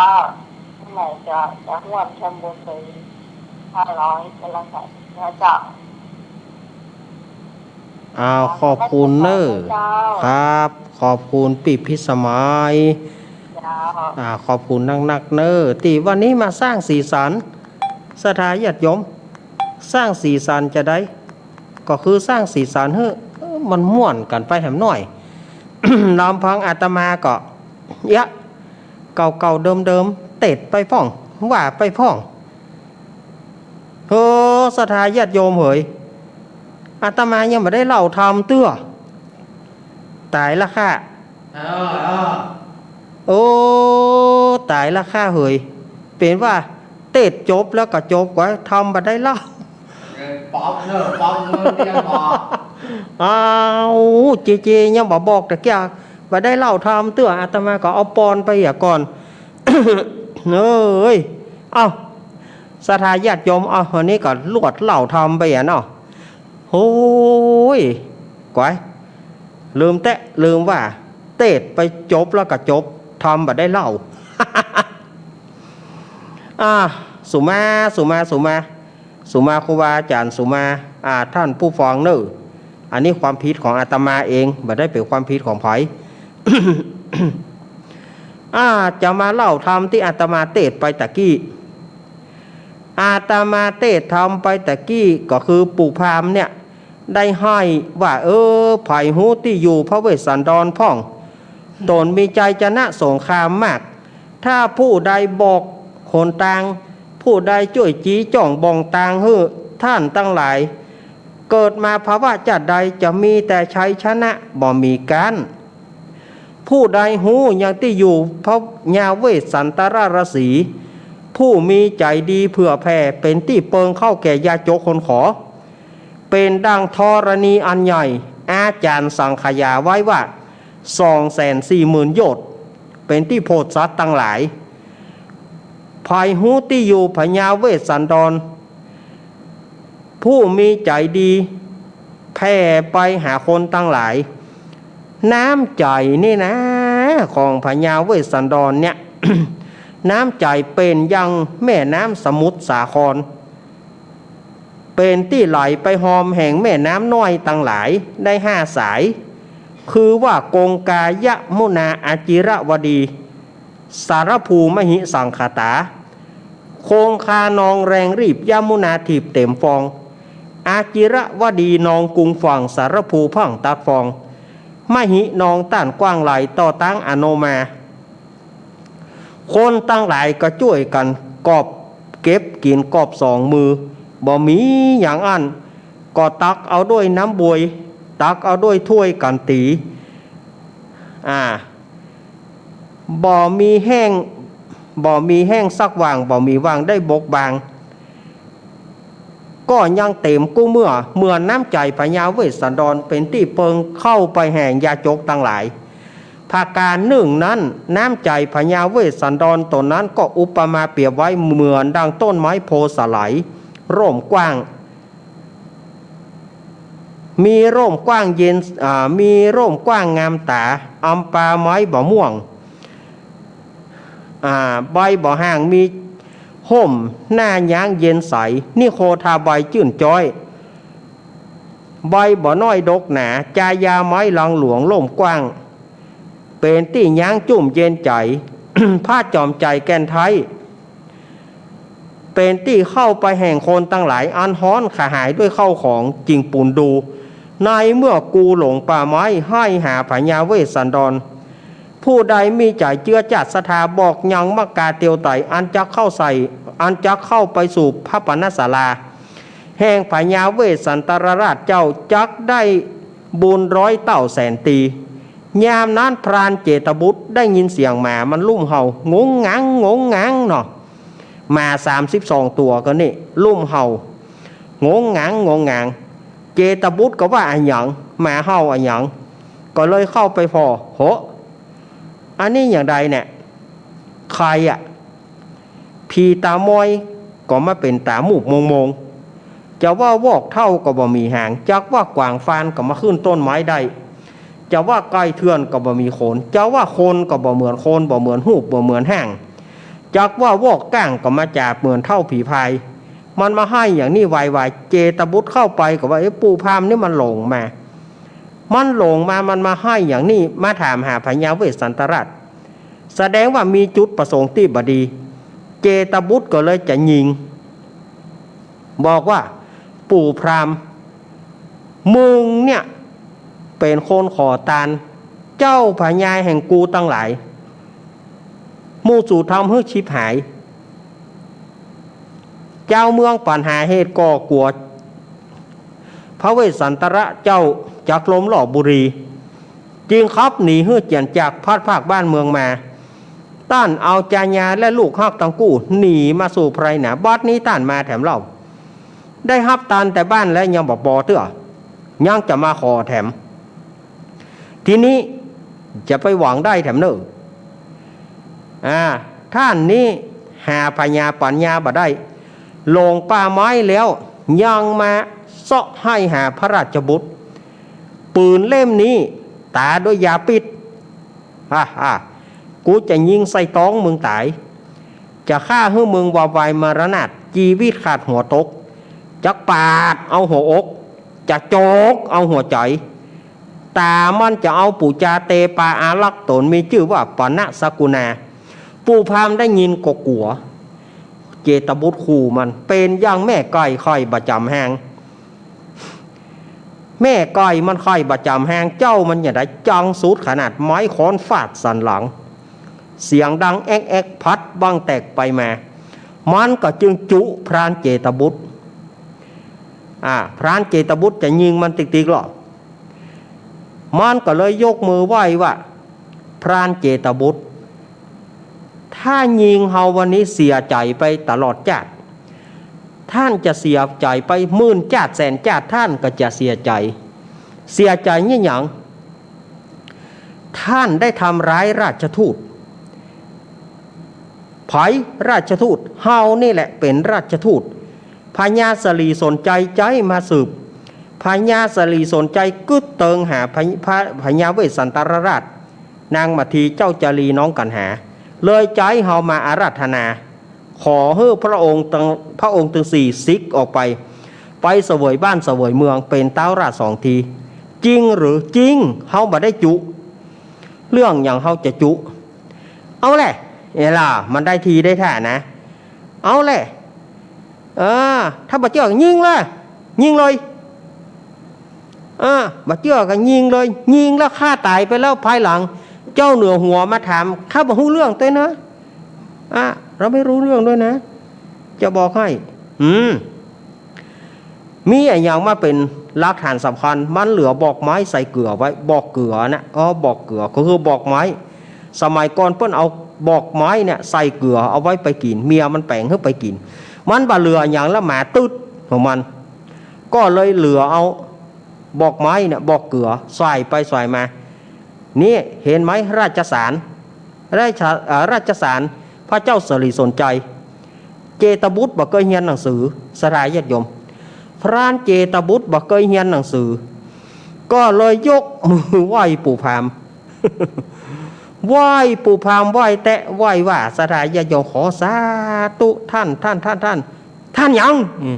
ท่านราชทูตนี่แหละมันได้ท่าขู่แล้วหรอได้ทีขี่ม้าไหลสลายญาติโยมได้ทีขี่ม้าไหลอันยังอันข้าพเจ้ามีตาหามีแววไม่ไปว่าท่านเป็นราชทูตเจิญลงจากต้นไม้เตอะท่านราชทูตเจ้าเจตบุตรไหวมัน เจตบุตรไหวมันไปปะเปาะเอาผ้าตองมาปูเป็น10 20 จานปุ่นเอามาปูไว้ฮื้อปู่พราหมณ์ชูโชคลงพราหมณ์ชูโชคบอกราชทูตลงบ่ได้เพราะยังหยังหมาของเจ้าเวทหน้าไว้หลังเอาหมาไปมัดแน่ได้ทีขี่ม้าไล่เลยบอกเจตบุตรก็เลยเอาหมาไปมัดสถานที่มัดตัวที่1ติดกาสลองมัดมาตัวที่2ติดเก้าบะขามมัดมาตัวที่3ติดเก้ามาจี้มัดมาตัวที่4ติดเก้าบะข่ามัดมาตัวที่5เอาไว้ต้นบะตากบมัดมาตัวที่6ไว้เก้าผักเพชรมัดมาตัวที่7กับเครือบะแปบมัดมาตัวที่8ไว้เก้าบะเมามัดมาตัวที่9เอาไว้ก่อพักจิกมัดมาจนครบ32ตัวมัดหรือยังมัดแล้วขอเชิญราชทูตลงมาตะปูพราหมณ์ลงมาราชทูตบ่ได้กินข้าวเพราะว่ามาสู่มาทำลายของราชทูตหมดกำเดียวเจตบุตรโล่นไปเอาเข้าบ้านมาสถานญาติโยมโล่นไปเอาเข้าบ้าน โล่นไปเอาของกินของว่ามามีตังจินสุกขาทรายจินสุกขาทลายจินสุกขาทลายแล้วก็มีของกินสะปะเจตบุตรไปผ่านป่าเอามาฮึเจิญท่านราชทูตกินข้าวก่อน ยังแล้วห่อเข้าราชทูตเหรอที่จะไปตั้งหน้าเหรอมีเจตบุตรจัดแจงห่อเข้าอันนี้สำหรับเอากินบะเดียวนี้และอันนี้ห่อเข้าเอาไว้กินตัวต่างเจตบุตรจัดสั่นปันส่วนเฮ้อ เจตบุตรไหวขมอบไหวปู่พราหมณ์ชูโชคพระเวสสันดรอยู่ที่ไหนภัยจะมีเงื่อนไขถามปัญหาภัยจะมีถามหรือว่าจะฆ่าฝังขี้ท่วมขี้ศอกขี้วาเปิ้นบอกเจตบุตรลู่บอกคนต่างไปหาพญาเวสสันตระต่อไปมันจะเป็นผูก6ผูก7ผูก8ไปจนถึงผูก13ก่อค้างหำ8ผูกที่ยังบ่ได้เตะเตื้ออาตมาก็จะทยอยเตะไปเนอะทยอยเตะไปทำที่อาตมาเล่าก็จบไปแล้วอันนั้นเลือดขาอาตมาก็เล่าไปนอกสถานญาติโยมโอ้โหวันนี้อาตมาลืมไปเลยลืมว่าสถานญาติโยมเนาะเนี่ยอาตมาเป็นอย่างกระบอกนะวันนี้ โอ้ไปก็ลืมเล่าทำเล่าทำจบแล้วเนอะต่อไปก็เป็นการเล่านิทานปืนบ้านเป็นชาดกเหมือนกันเป็นชาดกเนื่องด้วยว่าช่วงนี้ เป็นช่วงของใกล้เดือนยี่เปงอาตมาก็จะเอาตำนานเดือนยี่เปงเนี่ยใกล้ๆเดือนยี่เปงเนี่ยมาเล่า ประเพณีขว้างสตวงประเพณีขว้างสตวงก็ใกล้เข้ามาละเหลือม17 วันประเพณีขว้างสตวงหรือว่าประเพณีลอยสตวงลอยกระทงก็ใกล้เข้ามาละศรัทธาญาติโยมอันนี้ก็ประเพณีตั้งธรรมหลวงประเพณีตามพังพติตวันนี้อาตมาภาพจะได้นำเอาตำนานแม่กาเผือกหรือว่าพระเจ้า5 พระองค์มาเล่าให้ศรัทธาญาติโยมเอาปีกมาเล่าบางท่านเพิ่นก็เคยได้ฟังละแต่บางท่านเพิ่นบ่ได้ฟังเตื้ออาตมาก็เอาปีกมาเล่าเนาะตำนานพระเจ้า5 พระองค์หรือว่าตำนานแม่กาเผือกพระตามพังพติตปูจามีอย่างใด มอนมาละสมัยลายก๊อปมาละเขาอู้กับไปก๊อปนะก๊อปหนึ่งมันสังขยาบ่ได้สมัยนั้นองค์สมเด็จพระสัมมาสัมพุทธเจ้าของเขาสร้างสมปานอยู่ยังสร้างสมปานที่นี่มีแม่กาเผือกตัวหนึ่งอาศัยอยู่ที่ในป่าแม่กานี่ไปแปลงหางกับไปแปลงหางอยู่ติดต้นไม้ไปแปลงหางติดต้นไม้แล้วก็ไปแปลงหางที่ไหนก็บ่แปลงนะแม่กานี่นะไปแปลงบนต้นไม้แต่ว่าติดหิมน้ำติดหิมแม่น้ำก็ย่ำบอกไปแปลงตั้งอื่นเกิดมันตกมันอย่างมาจะเนี่ยอย่างใดเนาะเกิดมันไปตกน้ำแบมก็เนี่ยใดอ่ะก็ไปแปลงย่างหั่นแม่กานี่ไปแปลงไว้บนต้นไม้ต้นหนึ่งแล้วก็อยู่หิมแม่น้ำแม่กานี่ก็ได้ออกไข่5 แกนได้ออกไข่5 แกนด้วยกันแล้วก็แม่กานี่ก็ฟักนะเมื่อไข่เต็ม5 แกนแล้วก็บอกไปไหนละฟักลูกเอกานี่มันจะฟักกี่เดือนกี่ติดบอกเนอะถ้าเป็นก้อยนี่มันจะ3 ติดนะ3 ติด3 วันศีลมันจะออกถ้าก้อยนะ3 วันศีลถ้าไผ่เลี้ยงก้อยนี่จะหัว3 วันพระ3 วันศีลหรือว่า3 อาทิตย์มันจะเป็นตัวมาแต่ว่ากานี่เฮาบ่ฮู้ว่ามันฟักเท่าใดเฮาบ่อาจจะฮู้ได้เพราะว่าเฮาบ่ได้เลี้ยงกา เฮาบ่ได้เลี้ยงกาแต่ว่าแม่กาเผือกตัวเนี้ยฟักลูกบ่กินข้าวบ่กินน้ำบ่ไปกินอาหารแม่กาตัวนี้มีใจประเสริฐนะศรัทธาญาติโยมถ้าสัตว์ตายถ้าสัตว์เป็นจะบ่กินจะกินก็สัตว์ที่มันตายแล้วสัตว์ใดที่มีชีวิตจิตใจกาตัวนี้จะบ่กินมีใจมีศีลกับตัวบ่ไปลักบ่ไปโลภบ่ไปหยังของเปิ้นกาตัวนี้โอ้ถือว่าแม่กาเผือกตัวนี้มีน้ำใจดีเนาะ ก็ฟากลูกอยู่หั่นนะบ่ได้กินอาหารบ่ได้กินน้ำแต่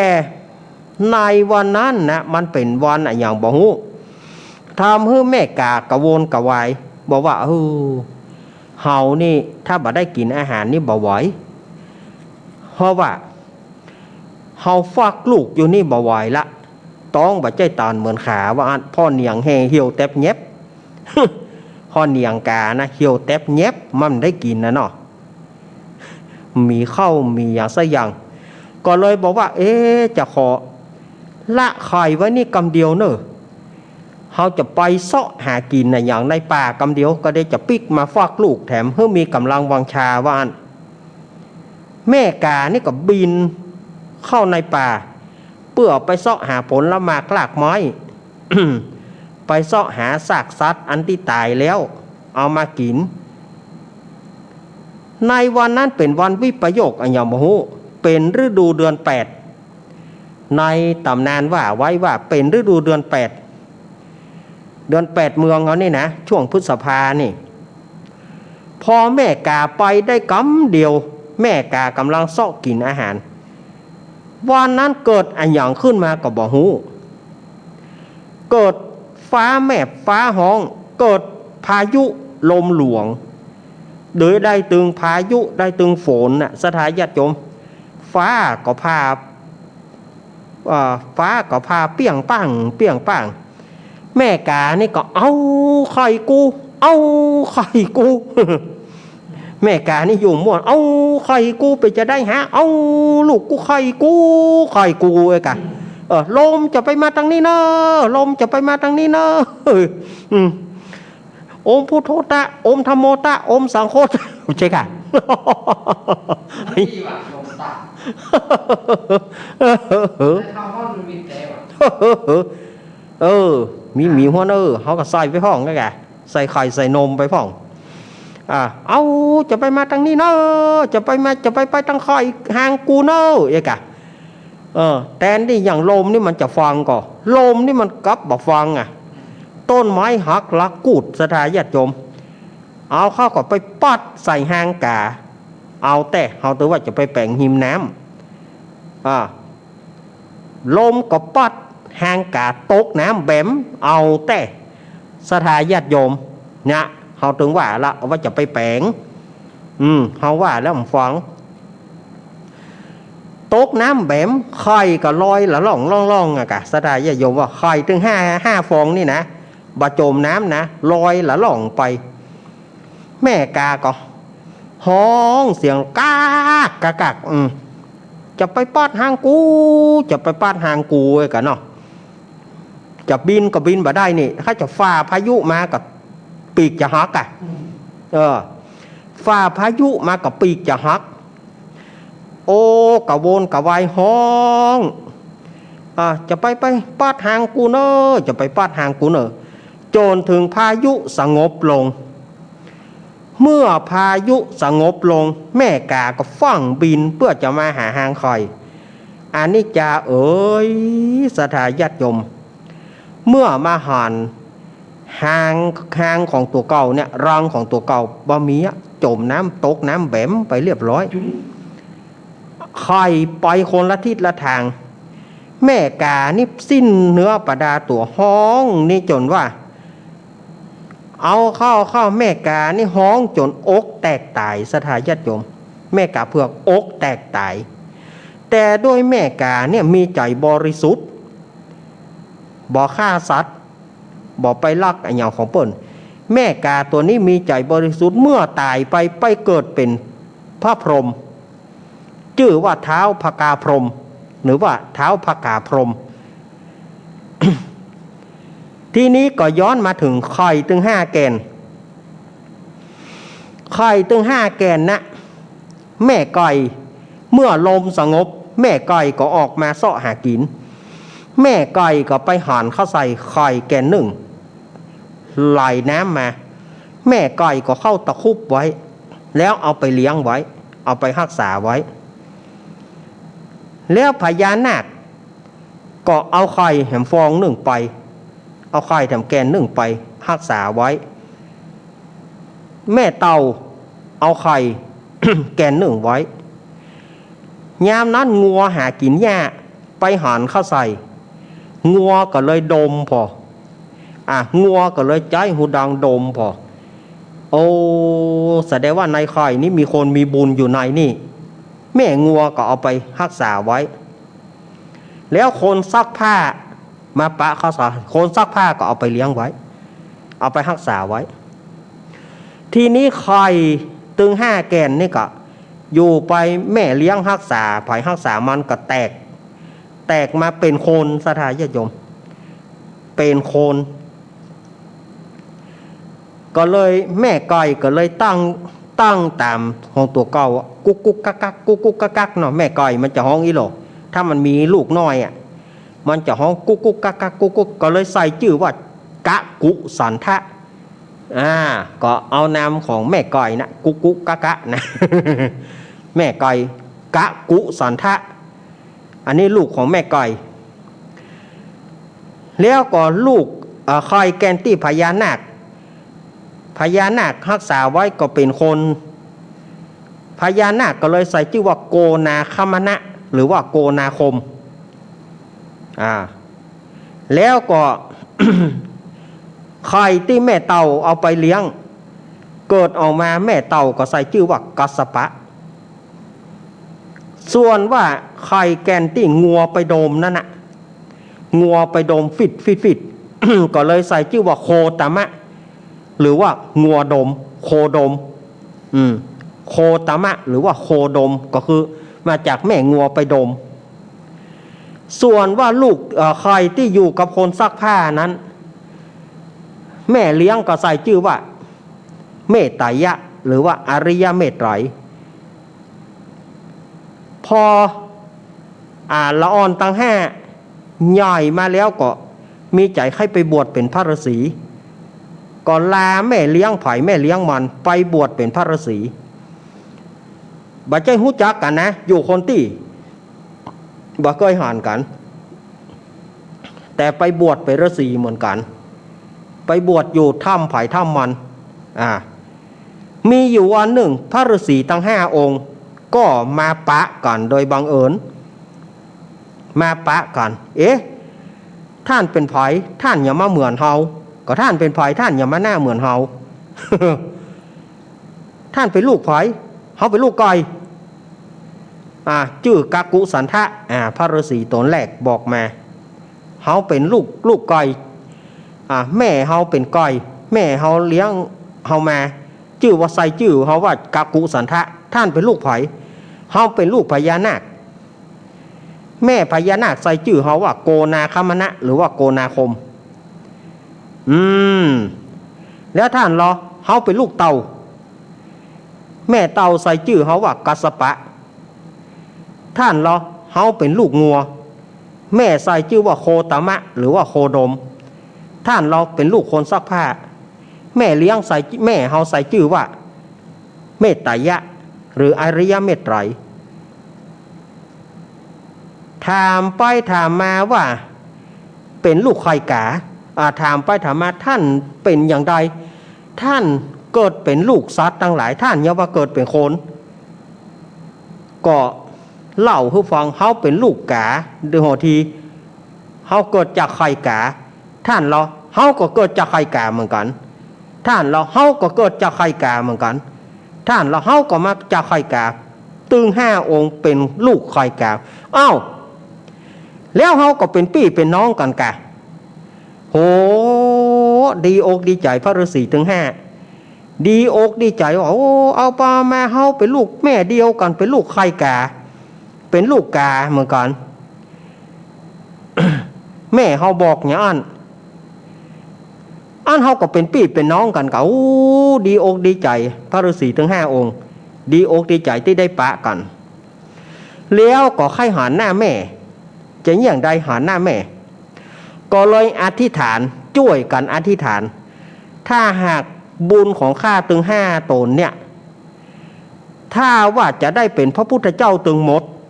ขอให้เรื่องนี้ฮ้อนไปถึงแม่ขอให้แม่มาสำแดงให้หันคำว่าเป็นแม่แต่ยามนั้นนางพกาพรหมหูสภาวะของลูกตึง5ว่ะซึ่งเพิ่นอยู่จอนพรหมหูสภาวะว่าโอ้ลูกเฮากำลังต้องการปะแม่กาก็เลยปลอมเป็นกาลงมาแล้วก็บอกว่าลูกตึง5นั้นลูกของแม่จะได้เป็นแม่พระจะได้เป็นพระพุทธเจ้าตึง5 องค์พระฤาษีก็กราบแม่นะกราบแม่ไหว้แม่แล้วก็แม่กาก็เลยบอกว่าถ้าลูกอยากจะหาหน้าแม่เอาไฟมาให้แม่พระฤาษีก็เลยเอาไฟให้แม่แม่ก็ฟ้อนเป็นขี้สายฟ้อนสีสายเป็นตีนหูบตีนกา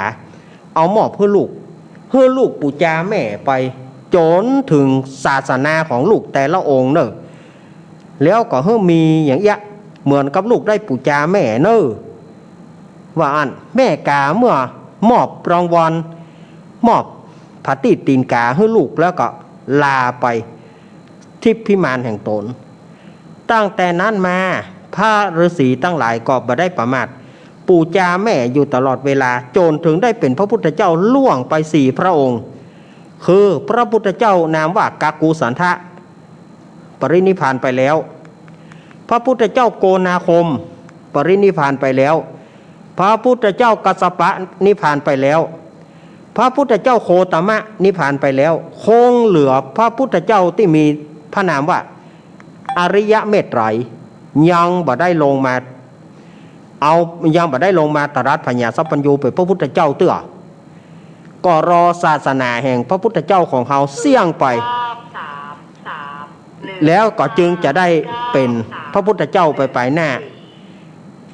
เอาละสถานญาติโยมอาตมาเล่าไปก็ม่วนแต่ เอาละค้างเวลาแหม19 นาทีอาตมาจะลวดเปิดสายแล้วเนอะเจริญปอนครับกราบนมัสการครับพี่ไอ้ครับแม่นคำไอ้นี่ขอตอนว่ะแม่พี่ไอ้คำไอ้ว่าได้ครับไอ้คำไอ้ว่าได้จะเสนอความคิดเห็นจะได้คะแนนพิพิธสมัย100 คะแนนครับ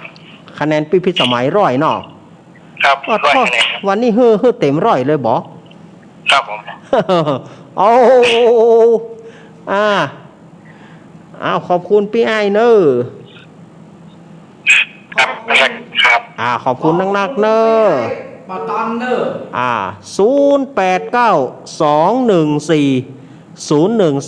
0892140135เอามาเลยตะกี้เอาสายแทรกเข้ามาตะกี้0892140135โหเปิ้นตึงท่าอยู่หั่นน่ะกว่าเจริญปอนว่าจะเจ้าอยู่เนแม่บุญหลงเจ้าครับแม่บุญหลงว่าจะได้วันนี้ไม่ได้ก็ฟังม่วนดีม่วนดีเนาะได้ฟังถามม่วนแจ้มาน้องพี่เชียงใหม่ก็จัดม่วนเรานิทานเตือนใจน้องพี่เชียงใหม่เด้อครับแม่บุญหลงปีนี้เปิ้นฟังธรรมก่อชุมชนคนที่หลีฟังธรรมก่อฟังอันกู้ศีลเจ้าอันกู้ศีลใหญ่นะเดือนหยิบเพลงนี่นะออกภาษาเข้าภาษาออกเต็ดหมดอ่ะเดือนไปเจ็ดนะผูกเดียวเจ้าเจ็ดเสียง3 ผูกเจ้า3 ผูกนี่เนาะออกภาษา3 ผูกเจ้าแม่บุญหลงอันบ้านบวกนี่ตำบลอย่างก็ตำบลดงดามอำเภอลี่จังหวัดสตูลไปตังนั่นกะตังวังมนตังอย่างนั้นกะไปทางเพศตังเถินไว้ตังเถินไว้เนาะจ้าบ้านฮงบ้านแวนไว้เนาะไปที่เถินนะครับพอดีว่าเปิ้นไข้หูเปิ้นถามมาเปิ้นถามว่าบ้านบวกนี่มันอยู่ตังใดอาตมาก็บ่ฮู้บ่ได้ไปคำเตื้อเขตตังพุทธวิสัยตังเถินพุ่นน่ะเจ้าครับเอ้าขอบคุณแม่บุญหลงเด้อเจ้าขอบคุณแม่บุญหลงแม่บุญหลงเด้อ0892140135มาเลย22541กะเจริญปอนเล่าไปให้เลยแต่จะเล่าให้ใหม่เดี๋ยวจะมาลืมติดหน้าจะเล่าให้ใหม่เนอะอยากจากตันได้โยมเป้าเจ้าบ้านปงเหมาเจ้าแม่นิดเนาะแม่นิดแม่นิดว่าจะได้แม่นิดวันนี้ฟังก็ม่วนเนาะม่วนเนาะเราถึงวันเราก็ปิดนะเรากุอังคารนะครับถึงมีเรื่องเล่าประจำเนาะแม่นิดเนาะขอบคุณแม่นิดเนอะครับแม่นิดนะสถานีวิทยุห้วยตองซักมีปัญหา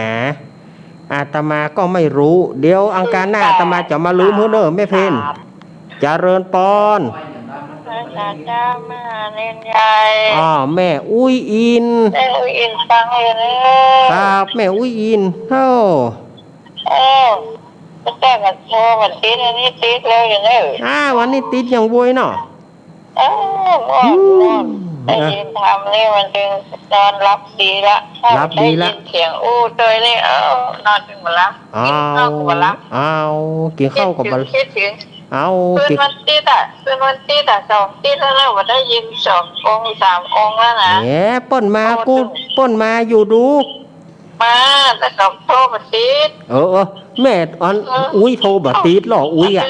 ให้เอาโทรศัพท์ขว้างลงหน้าต่าง จะไปย่านน่ะก็ตัวเอาขว้างแล้วตัวเอาไหนใจ ฟังอยู่ตั้งแต่ฟังจนเปิดสายตั้งแต่ท่านเขาเปิดสายแล้วเขาซึ่งบทติดจนหมด ตัวเอาขว้างแล้วตัวจะเอาไหนใจหรอยินดีอุ้ยเนอะขอบคุณเนอะอุ้ยอุ้ยสมาเตอะมันวีวออุ้ยเหยมันจะว่าอย่าง089 214 0135เจริญปอน ไม่สาเจ้าลุงแน่น แม่กองแรง พวกเราที่ท้าเหมือนเนี่ยใครเงยจบอย่า ว่าใครเฮ้ยจบเตี่ย จบอย่าอาการน่ะอันชอบมาเหล่าเมื่อมีปะเลอะมีปะเลอะเนอะเจ้ามีปะเลอะสันนาหรือบ้างไข่หัวกันนี่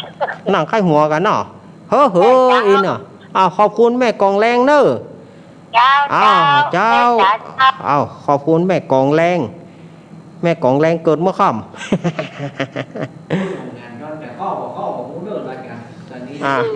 0892140135เจริญปอนเจ้าบรรมสการเจ้าฟังอยู่เด้อหมวดนี้แม่สายเป็นจิตบันยังมันหมวดแม่สายเจียงมันเจ้าแม่สายอีเนาะเจ้า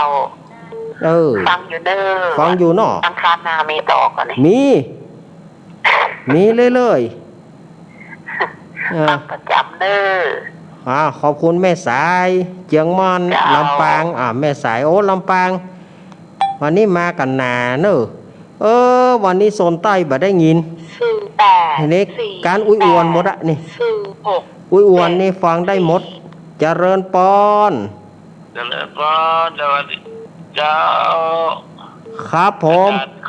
ครับอยู่อำเภอจูนพะเยาอันนี้เดี๋ยวก่อนเป็นพระคุณเจ้าก่อมาใจครับก็ยมไปใจเป็นอุบาสกเนาะแก่แล้วอายุ82 ปีละป่อยังป่อถึงมีสีครับผมบ้านน้องแม่อำเภอโมดีซีทุ่งรองทองอำเภอจูนจังหวัดพะเยาป่อถึงเนาะอุ้ยถึงครับถึงครับอุ้ยถึงครับอยู่ดีมีสุขเนอะป่อเนอะครับสวัสดีครับก็เปิ้นหังเจริญปอนเฮาก็นึกว่าเปิ้นเป็นตู้เจ้าแต่ว่าเปิ้นเป็นเจ้าบ้านเฮาตึงปวดหัวเฮาตึงปวดหัวเฮาก็นึกว่าก็เกิดนั้นนี่กะเนาะเจริญปอน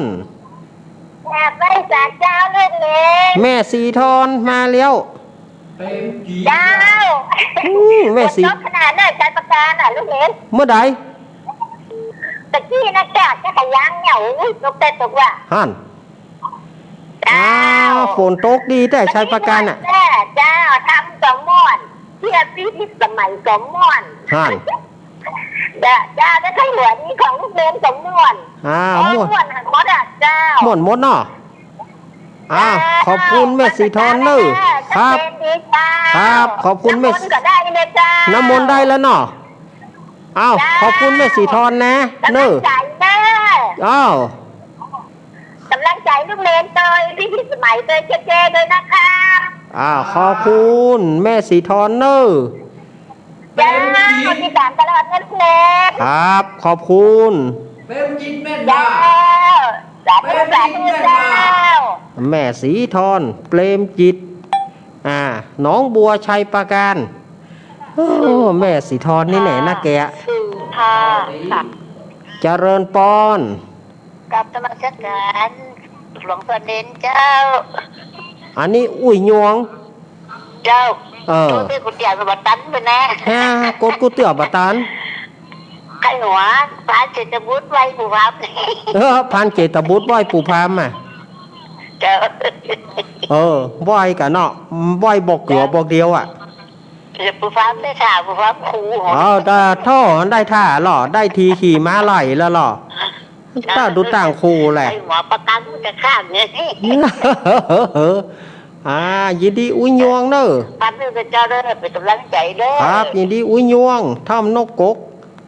ตั้มนกกก0892140135วันนี้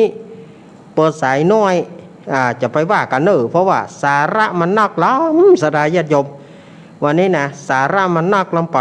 อาตมาถึงว่าสาระอย่างมันนักเกิน826522534อุ้ยอ้วนยาวตาเจ้า ตึงลูกจากไหนมาบอกอุ้ยอ้วน พ่อพูดหน่อยย้อม อุ้ยอ้วนฟังบ้านแป้นกะฟังบ้านแป้นกะ เจ้าฟังมันเป็นเจ้า โดบ้านแป้นก็ได้แม่วางก็ได้อุ้ยอ้วนอ่ะอยู่ ไม่วางก็ได้ อยู่ระหว่างกลางเปิ้นอ่ะ อันนี้มันจะมาได้ยินดีพูดกับซักเนี่ยห้วยตองซักมันบัดดังดีอีนี่มันมีปัญหาหน่อยเมื่อแรงนี่นะ เจ้าเพลงโหดฮะ จะได้กลับไปกำลังใจอุ้ยอ้วนเนอะ เจ้า แม่อ้วน ครับ แม่อ้วนแม่เพลงโหดอ้วนฮะมันได้มาเต้ากันไอ้หรอ ยินดีอุ้ยอ้วนเนอะ เจ้า อุ้ยอ้วนกิติรังกาแน่ปีนี้ถ้าเปิ้นตั้งทำส่งข่าวมาเนอะอุ้ยอ้วน892เจริญปอนผู้ฟังงูหลวงตาครับผมนมัสการหลวงตามาเขาลุงเนี่ยครับปลาไม่ร้องนะฮะปลาร้องฮึ่มเนี่ยฟังเชียงดาวเนี่ยโอ้ทางเชียงดาวฟ้าร้องเนาะฟ้าร้องเนี่ยอีเจ้สุบายดีเนอะครับครับผมนมัสการหลวงตากฤษปางโมอำเภอเชียงดาวโอ้เชียงดาวฟ้าห้องขนักหนักขลึ่งว่ะจะหมดเวลาแล้ว เหลือแหม2 นาทีมาเปิมตอกเหลือแหมเปิ่มตอกมีก็วันนี้098 448 651เจริญปอนมาสักการเจ้าจากตั้งได้ตั้งกันแม่สาวแม่จันสมโอ้ที่3 เตือรุดที่3 เตือที่3 เตือรุดอยู่ก็มันนนแบบแม่มันอยู่ใกล้เลยเป้อย่างพะเยาวุ้เปิ้นอย่างแม่ได้เปิ้นอยู่ใกล้กันไปใกล้ที่ไหนพะเยาพะเยามันจะใกล้เหรอเฮาอย่างเนาะไก่บะไก่นี่เมื่อละเนิ่มได้อู้กันนะหน้าการแม่สมหายไปนี่ก็โทรบัดติดเลยโทรบัดติดเนาะแม่สมนี่3 เตือรู้3 เตือเด้อแม่สมนี่อารมณ์ดีนะแม่สมมันที่ซบไม่ขาก็อารมณ์ดีไข้หัวดีแม่สมมันแม่อายก็อารมณ์ดีพูดถึงงั้นก็จะล้างโรคแล้วกันได้รับก็จะล้างโรคแล้วถ้าโควิดนี่มันจะมาล้างโรคแล้วก็นั้นอะไรยังไม่ไหนจะมาเกิดละยังมันยังบัดถึง5 ปอนด์เลยแม่เหยแม่มันยังบัดถึง5 ปอนด์เลยบ่ล้างเตื้อก่อนล้างก่อนนะยังบัดถึง5 ปอนด์บ่ล้างเตื้อขอบคุณนะแม่เนอะหมดเวลาแล้วขอบคุณเนอะแม่จันสมมณีจักแม่จันสมมณีจักนี่กับเปิ้นอยู่เปิ้น หนองบัวไม่ใช่หนองบัวการแม่สาวแม่อายเฮ้ยไปอย่างหนองบัวพุ่นน่ะเวลาหมดแล้วอาตมาภาพต้องนำรายการอำลาสถานญาติโยมไปก็ไปว่าโซนใต้บ่ได้ยินแหมละจอมตองป่าสร้างเวียงหนองล่องบ้านโฮงสะเดี่ยวเหี่ยวแหมแล้วการหน้าการหน้าอาตมาสัญญาว่าจะมาลืมหื้อใหม่ตึงหมดเลยโซนใต้เฮาอาตมาจะมาลืมหื้อวันตึงนิทานตึงหยังหมดอาตมาจะมาลืมหื้อหมดมันมีปัญหาอาตมาก็บอกฮู้อาตมาก็อู้ไปขอโทษโซนใต้เฮานะพอดีก็ขอขอบคุณแม่เพนที่แจ้งบอกวันนี้ก็สถาญาติโยมอยู่ดีกินหวานตานต้อมเหมือนกันรับดีฝันดีมีโจกมีลาบวันพรุ่งนี้ปะแต่สิ่งที่ดีสดใสโรคหายต่างๆบ่ต้องไปเกี่ยวมันวันฮือก็เป็นวันพระวันศีลเป็นวันเดือนดับวันฮือนี่นะวันฮือเป็นวันพระวันศีลวันเดือนดับสถาญาติโยมเดือนหยี่จะออกแล้วเดือนหยี่จะออกแล้วก็สถาญาติโยมก็ฟังน้ำฟังธรรมกันเดือนหยี่เปงก็ปีนี้คงจะฟังแบบกระทัดรัดสถาญาติโยมฟังแบบกระทัดรัดจะได้ฟังแล้วก็ภายไปเจ้าภาพการเทศแล้วการนั้นปิกเจ้านั้นปิกเจ้านั้นมาปีนี้บ่ได้อยู่รวมกลุ่มวัดอาตมาก็เหมือนกันปีนี้เทศทำแล้วก็ที่ท่านที่ฟังแล้วก็ปิกไม่อย่าเหลือจำมะลังกับปูจานคนเดียว เหลือจำมะลังกับปูจานคนเดียวท่านจำมะลังจะปูจานจะอยู่เป็นลักท่านนะกะมันนักกับปิกหมด มีปูจานเนี่ยผู้ที่เป็นปูล่ามเหียน่าที่จะอยู่ประมาณ2 คน 3 คนนอกนั้นก็เตะแล้วปิกบ่รวมกลุ่มนะบ่รวมกลุ่มว่าดีว่าเตะเกินเวลาไป2 นาทีอยู่ดีมีสุขอายุวันโนสุขังปะลัง